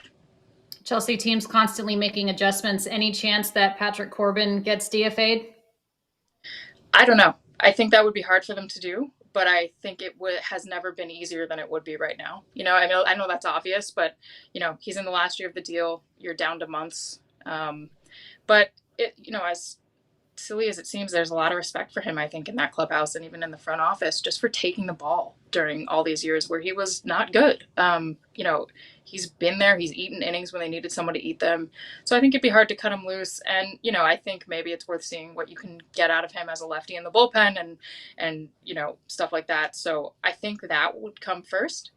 But I think they're closer than they've ever been. And, if all the young starters are healthy in a few weeks, it's going to be a tough call. Are the Nationals for real? That's what I want to know, because they're right in a playoff race and they weren't supposed to be this good. And I know the National League isn't very good other than the top 4 teams, but will Mike Rizzo and this national organization make some moves and try to sneak into the playoffs?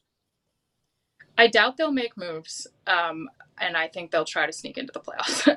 I think if they're within a game or two at the deadline, they just won't sell, which for them at this point might be a bad idea. I mean, DJ Hertz, the guy who just struck out, however many batters and, no pitches or whatever the other day against the Marlins, he's who they got when they traded away Jeimer Candelario after a few months last year. I mean, those are the kind of trades that Rizzo can make, even with veterans that you don't think the value's that high. Jesse Winker, Eddie Rosario, guys like that. Like, you can get guys back for that, and he's done a good job of doing that over the years. So not selling is a big decision for them. I don't see them going as far as to give things up to get people, but I could see them holding serve if they believe in the young pitchers and they're still in it when we get to late July. James Wood. When are we going to see James Wood? I think he's hitting like 355 in AAA, 9 homers. Is there a timeline, a reason? Is it it doesn't fit right now? What are you hearing from the front office? So one of the things I'm hearing is that not everyone agrees on when James Wood should be here. That's the first thing. I think there are people who wanted to see him yesterday. I think there are people who think, you let him get more AAA at bats under his belt. You let the veteran guys that you brought in to take at bats take those at bats ahead of the deadline, and you save some service time, frankly. But what I don't know is what will push them over the edge. I don't know if they are more likely to bring him up if they're in it in a month or two. I don't know if there's, a big injury that could happen that would bring him up. I would think if that were going to be the case, that would have happened when Gallo went down or when Lane Thomas was hurt earlier this year. So I don't really know. I think he thinks he's ready. I would say AAA pitchers thinks ready. He's not worried about maturity or anything like that. So if they're playing the service time game, that's one thing, but it doesn't seem to be that. It seems to be they're waiting to bring him up so that they know he won't go back down. And I, for one, I'm not quite sure when they think that is. Chelsea, you obviously cover more than just the Washington Nationals. So let's take a national perspective here in terms of, right now on paper, it's the Phillies, it's the Dodgers, it's the Yankees, it's the Orioles. But are we not giving enough credit to what the Guardians are doing? I don't know. They're not like the Nationals in many ways, obviously, but I think for me, I'm kind of like, is this real? Like, are they really this good? You look at that lineup and you can see how they'd be pesky, but not dominant. And you look at that rotation, you see how they could hang in, but not how they could be dominant. And I think that for me is the question. Like, is this something they can keep doing in the AL Central? Maybe. So, it's possible. I think to this point, we haven't given them nearly enough credit for even being here. But what they are moving forward, I'm not sure of. And, I think we all could be looking back in a few months thinking, how did we not, that we really underestimated them. But as of right now, I'm kind of still like, is this real? Could they really be this good? Who should we believe in more, though? The Brewers or the Guardians? Wow. That's a good question. I trust the Guardians' ability to find what they need and bring it up from the minor leagues. But I do like the way the Brewers play. I think Contreras is, obviously a game changer. It's tough. But I think Anthony and the Guardians have a history of kind of bringing up what they need internally. And I feel like they have potentially a little bit more depth if things go wrong. But I'm talking out of nowhere. I mean, that's a tough call for me. I don't know what to make of the Guardians and should probably just, assume they know more than I do and are going to be, cruising the whole rest of the way. Who's your World Series pick? I think Phillies Yankees, but I'm not happy about it. And I'll be sad when I quote about it. Yeah, for sure. But I think right now they just look like they're best equipped to kind of ride this out. Chelsea, the Orioles, you cover the Orioles also. With Bradish going down, I mean, how many of these can they sustain? They've already lost Means, and their starting rotation is just taking hit after hit. How many of these can they sustain and just stay where they're at? Because eventually every team runs out of depth, don't they? Yeah. I mean, the thing with them is I think they're at the breaking point. I mean, I think they're at the point where they need somebody at the deadline, if not two somebodies in that rotation. The question I have is how willing they are to do that. Until now, even in the Corbin Burns deal, we haven't really seen Mike Elias, really go out on a limb to improve the rotation. He's really bet on what they have internally. And I just think at this point, they probably can't do that. I don't think you can hit August 3rd and have Grayson Rodriguez and Corbin Burns with no Kyle Bradish and cross your fingers that they both stay healthy. I just don't think you can do it. So I think they're at the point where they need to add somebody proven at the deadline. And the question is how willing they're going to be to do that, and then to even maybe go further and add somebody else. If their pitching holds up, they're formidable. But right now they're on the verge. Chelsea, I don't think anybody would really disagree with Phillies Yankees. I mean, I think that's very probable. But let me ask you this. What is an outrageous pick, perhaps? Somebody that's like out of the ordinary that you think, hey, you know what? Maybe this team could make it to the World Series. Somebody kind of go out on a limb for me that you like what you've seen so far, but nobody's picking them. Well, the really outrageous one would be like the Royals, just because the vibe. They've got a history of catching the vibes. I don't think that happens, but I'm trying to think who. I mean, I think anyone that comes out of the NL West is a little more dangerous than we give them credit for, and that's easy to say after the Diamondbacks. But could the Padres catch fire? I don't know. It just seems like every year there's one team that you're like, no way, and then they get hot at the right time, and that's a team that playing with a little less pressure looks a lot better this year. So I don't know. Who knows? But I guess those would. I don't think we're going to see Royals Padres, but if I had to pick one in each league, I'll say one of those. Chelsea, we appreciate it. Thank you very much. It's always fun to see. It's amazing how we're all experts on June 17th, right? And then come postseason, we're all like, what the heck were we thinking? Appreciate your work. Washington Post columnist, of course, follows all 30 teams. Chelsea, thanks for being with us. We appreciate you. Yeah, thanks for having me. Anytime. All right, guys. It'll be interesting to see who actually gets in. I mean, there's the obvious, right? But then it's like, there's always that one team that you're like, I mean, I don't think anybody would have expected the Arizona Diamondbacks to get into the World Series last year. And there they were. No, I mean, it's Cleveland. Cleveland's that team this year, I think. You think so? They created offense. They created offense with the exact same lineup that had no offense last year. No matter what people say about their pitching, all this stuff, they've started to hit baseballs out of the ballpark, which you don't see teams keep the same lineup as they had the year before and add David Fry to their lineup, and all of a sudden they're having ridiculous offensive years. You were right. All right. Talking a lot of Orioles, of course, with Chelsea, and among the whole 2 hours here on Foul Territory. How about we spread some rumors? Speaking of those O's. Bob Nightingale said the Orioles are on the lookout for a center fielder. They said that the Orioles are also getting fans coming to the ballpark in record numbers. This is not a rumor. This is true. The total attendance for the 3-game series versus the Phillies was over 130,000. Last time the number was right back in 2015 versus the Nationals. So let's talk about the look out for a center fielder per Bob Nightingale of USA Today. This largely, guys, AJ, because of Cedric Mullins, only everyday player that's kind of really struggling offensively, and maybe they feel like that's their biggest need. Yeah, or a starting pitcher with all their injuries that have already gone down. They don't have a center fielder in their prospect list with all the prospects they have. They don't have a guy in AAA they can call up. That's a strange one to me, but you look at center fielders that might be available. Luis Robert Jr., would they give up some of their players for him? They didn't want to do it for Dylan Cease, so I don't know. I'm just trying to think of an impact center fielder that's out there on a non-playoff team. There's not a whole big list of those guys because usually if you're a good team, you have a pretty good center fielder. Yeah. And again, it's, Cedric Mullins has failed a little bit offensively. But you're right, though, when it comes from prospects in their farm system, it seems like they already have a young guy at the position or one that's ready to come up. I mean, this is a team that's 2 games behind the Yankees, and Jackson Holliday has played, a week and a half in the big leagues. He's still back in AAA.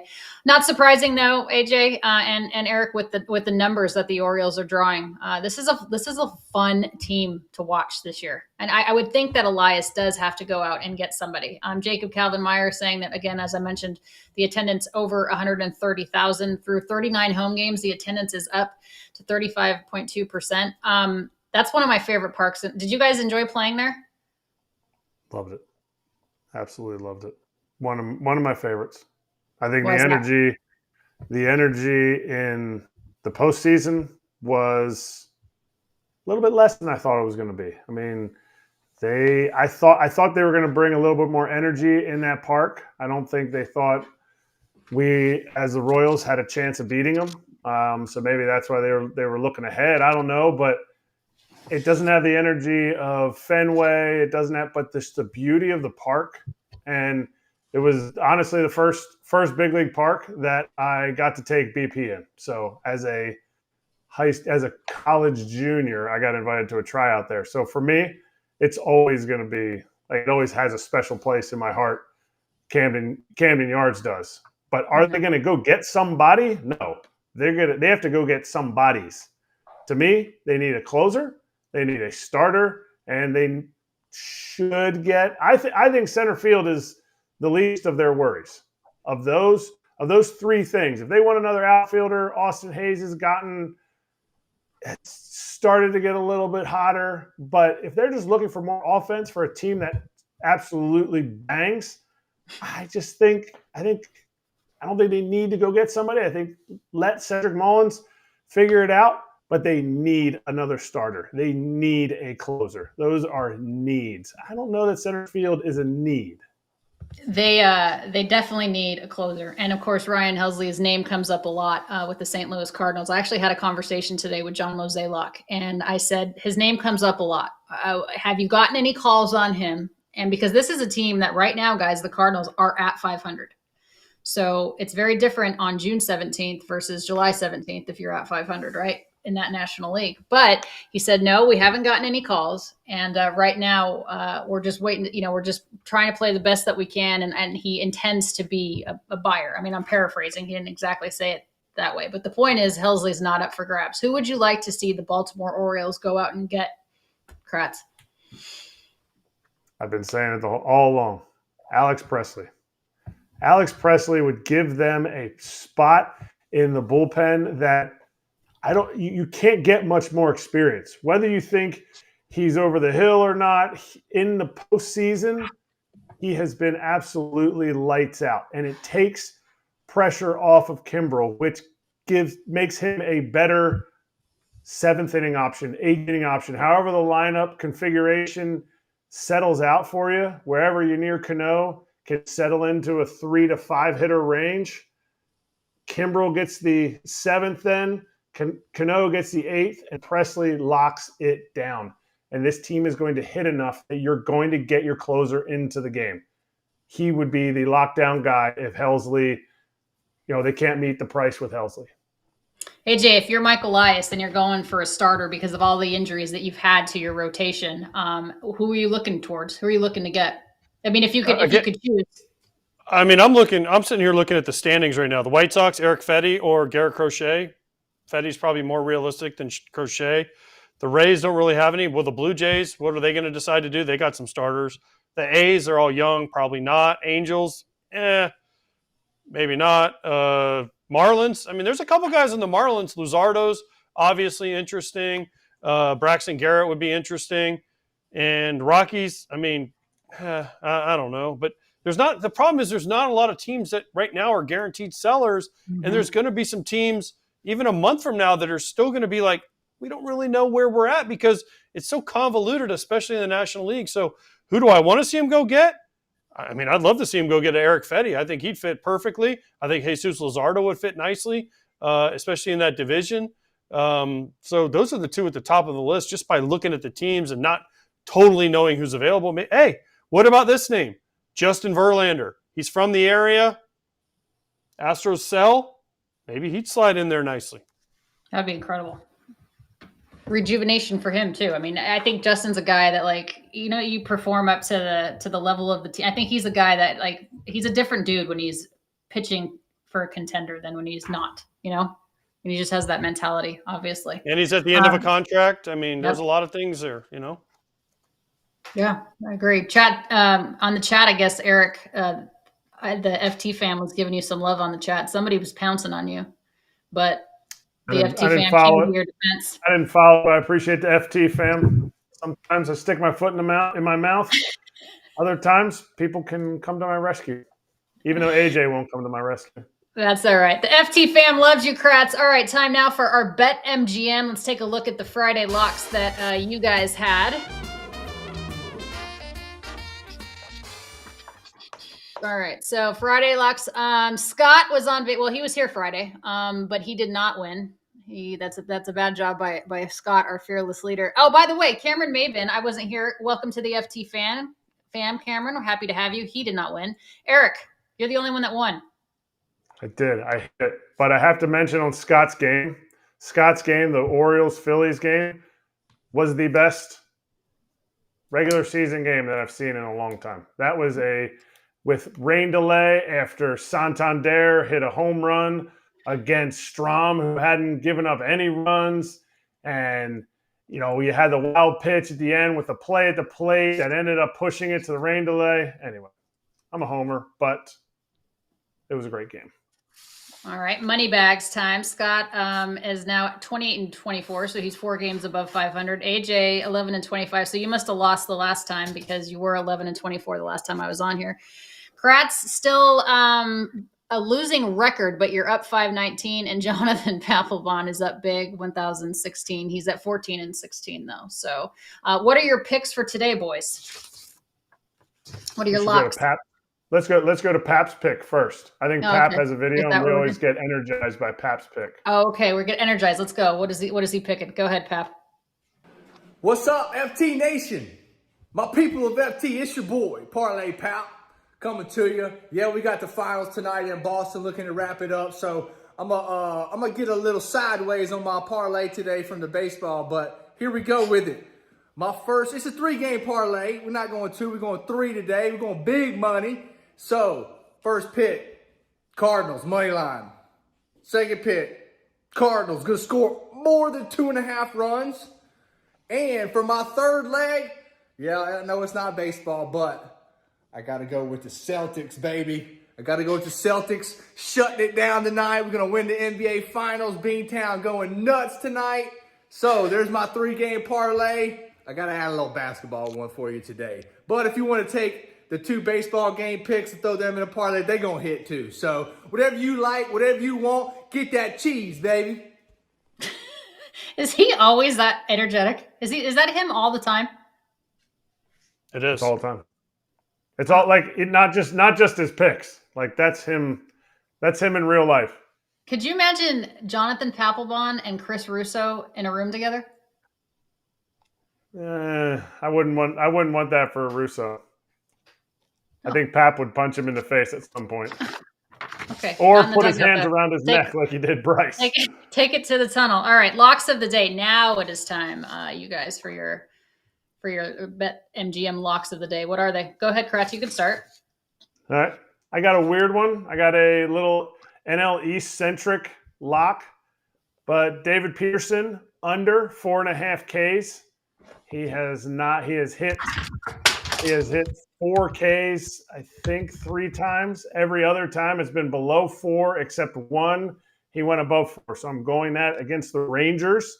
And I'm parlaying that with the Braves money line to get me up to plus 164. It is it's free day, and he's going against Olsen. For some reason, the Tigers do not like to win when Olsen is on the mound, and Max Fried is on the mound, and the Braves love to win. And I think this lineup is getting hot. Okay. AJ, what's your BetMGM lock of the day? Well, I kind of went a little bit off Kratz. I'm going same game parlay, though. I'm going Peterson under 4.5 because he's thrown a lot of innings. Well, not a lot. He's thrown 16 innings, only has 6 punch outs, so he doesn't punch out anybody. And the Rangers don't strike out a lot. And then I'm going under in the same game, John Gray, 5.5, because he averages about a strikeout per inning. And the Mets really don't strike out. And John Gray's coming off the IL, so he's going to be on a short lease. So I think if maybe he'll throw 5 innings. If he gets more than 5 innings, I just don't see it. So plus the number was too big, plus 225. Peterson strikes nobody out. And I don't know what kind of leash John Gray is going to be on. So it seemed like an easy under for both of them. All right, BetMGM lock of the day. Let's hear about today's BetMGM promotion. Swing for the fences. If you have the app, you can get single, double, homer, fly out, the whole deal. If you play the free promotion in the BetMGM Sportsbook for account holders, you swing for the fences. You have the opportunity to win a reward if you get a hit, and reward types include parlay boost tokens, odds boost tokens, SGP boost tokens, bonus spins if you're in a casino eligible state, and bonus bets. All rewards expire in 24 hours. Gambling problem or concern? Call 1-800-GAMBLER.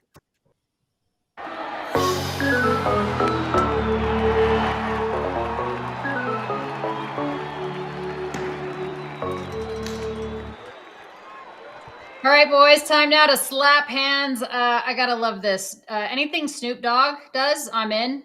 And he was in the booth the other day with the Milwaukee Brewers broadcast crew calling a baseball game at American Family Field. I don't know if you saw this, but it's pretty sick. I came in where the players come in at, because I'm a player. Oh, he's saying if he can't throw that, he ain't got no arm like that. No, he don't. He does, though. No, he don't. Oh, he does. Who is that with that rocket? Sir. He got a rocket in his pocket. He got a rocket in his pocket. That was Is great. there anybody more unlikely to call a game than Snoop? That Bill was the Walton most- when he did it. Yeah, but Bill Walton, doesn't he like baseball? If you watch that game, he didn't know anything about baseball. He didn't know anything. I didn't see it. I have to go and look at that. But could that if Snoop had done something in New York or Philly or LA or Chicago even, like for Snoop to go up to Milwaukee, like to me, it makes people turn their heads like maybe Milwaukee's kind of cool. I love it. Maybe you know what Kratz is saying. Milwaukee is kind of cool. That guy just prints money. Wherever he goes, him and Shaquille O'Neal, they just print money. Where all the endorsements that they do, Snoop has, I love it. Great attitude, just seems like a good dude. Alanna, I got a quick question for you, and I said it on Twitter, so maybe you already heard the dad joke. What? I didn't. But you know why they had a rain delay while Snoop was in the booth, right? I don't. Drizzle. Okay. Snoop? Right. Hey, Snoop came to a game when I was with the White Sox. I got a picture with him in the locker room. He was awesome. So What That's about a cool if? picture. I'm a How Snoop about fan. he joins you for your next game on Fox, AJ? How about Snoop just gets in the booth with you? I mean, my next game is in San Diego. It's not that far of a drive for him. Maybe someone should reach out. I don't know. Oh, he has a PJ. He'll just fly in to go see you. It's fine. Doesn't need to drive. Yeah, but San Diego's not really a LA to San Diego. I don't know if that's a PJ kind of flight, you know? No, it's probably not for the average person, but for Snoop. That's a mashup I need. That is a mashup. DJ AJ with Snoop Dogg. I love it. I love it. I love it. Don't forget, guys, to subscribe to the Foul Territory newsletter to get the best news in baseball sent right to your email. And don't forget, Dodgers Territory comes up after our show in about 10 minutes. It's me, Clint Pasillas. We're talking all things Dodgers. Unfortunately, their injuries, where they go from here, how they handle that. I mean, we discussed it earlier at the top of our show here on Foul Territory, but Dodgers Territory, a little bit more in depth on that squad next. I don't know. You guys think we've talked about it. Mookie is a bigger deal than Yamamoto. I still don't think the Dodgers have enough depth when it comes to that. But is there anything that stood out for you guys this weekend? Of course, Phillies losing 2 of 3. The Red Sox taking 2 or 3 from them, 2 or 3 from the Yankees. Do the Red Sox buy? I mean, they didn't do anything in the offseason. So what makes you think that they're going to do anything at the trade deadline? They're not. The biggest thing for me is the Mariners beating the shit out of the Rangers. Yeah. I mean, they have a huge lead in the division. I know the Rangers have reinforcements, but the Rangers can't hit. Their lineup can't hit. They went into Seattle and got boat raced. I know in the 9th inning they made it competitive on Saturday, the game I did, but the other 8 innings, they did nothing. Logan Gilbert shoved, Castillo shoved, and George Kirby shoved against them. Yeah, it was bad. Why do you think the Rangers aren't hitting? You saw the Rangers last year, AJ. And is it really like a no Josh Young?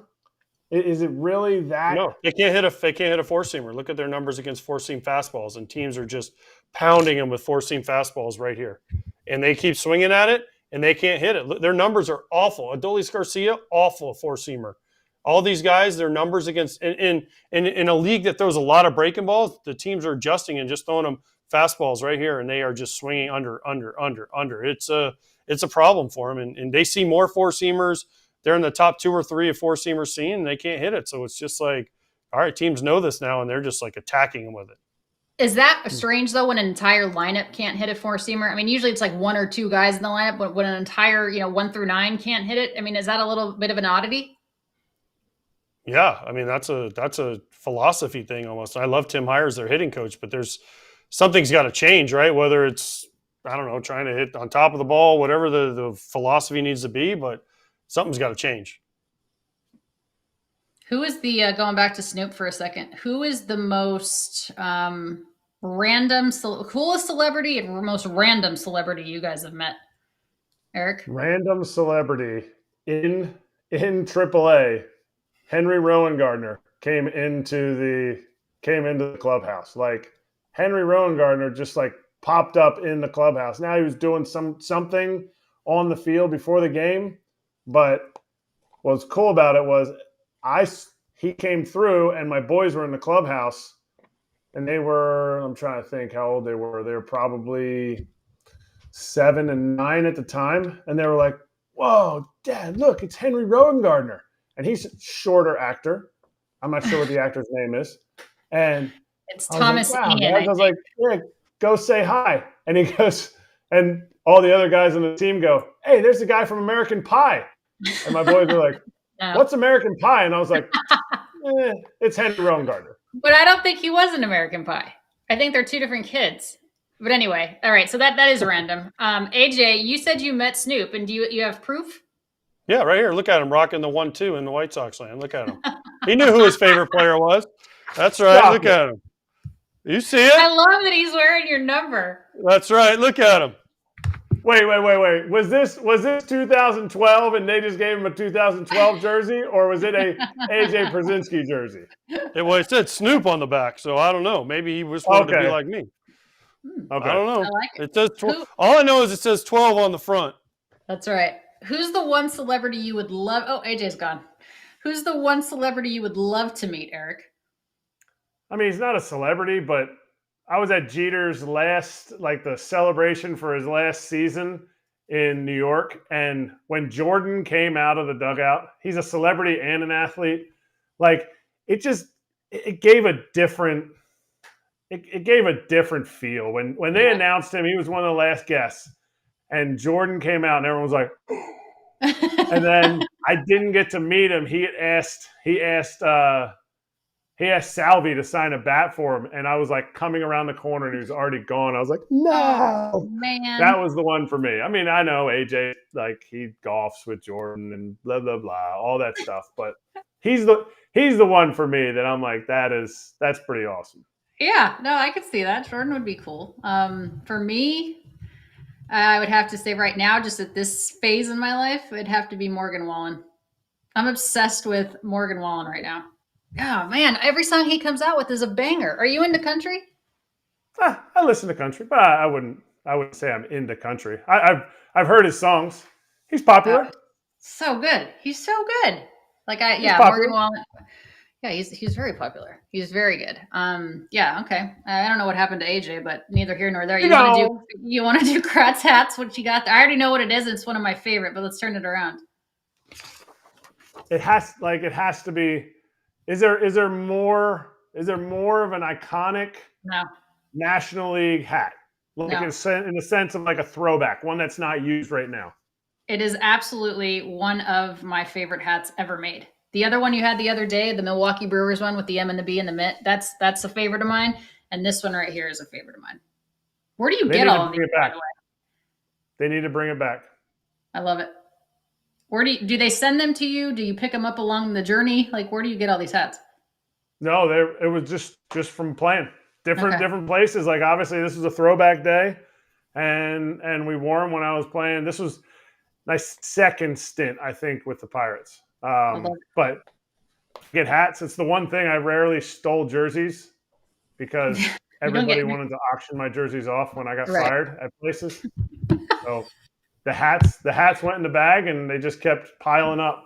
All right, AJ, welcome back. Who is the most random celebrity you've ever met, and who's the one celebrity you want to meet? Gosh, I mean, who do I want to meet? Yeah. That's a hard list for me because I don't know. Because you've met everybody? Gosh, not everybody, but I've met a lot of people. Most random celebrity? I mean, he has met a lot of people. I'm like, most random? Gosh, like that, if you call someone random, I tell you what was one of the coolest things, though. I will say this, and this is not a random, but I once got a phone call from Zach Morris, Mark Paul Gosselaar, because he did that show about when he was the catcher. Yeah. And he calls me, and he's like, hey, this is Mark Paul Gosselaar. And I'm like, I know who you are. I'm a Saved by the Bell brat. And he's like, I'm doing this role. Can you help me out? And so we talked for a long time about how to be a catcher and what to say on the mound visits and stuff. So that was kind of cool.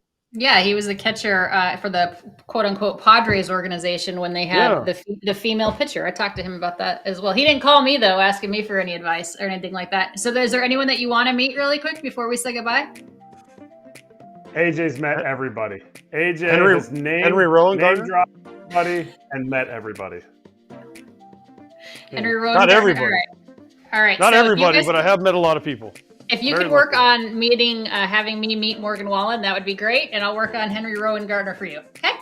He can do it. I can do that for you, Alanna. Oh, my gosh. He can do it for you. Yes. If I was in Tampa with you, I guarantee it would happen. I will buy your ticket to Tampa if you can make it happen.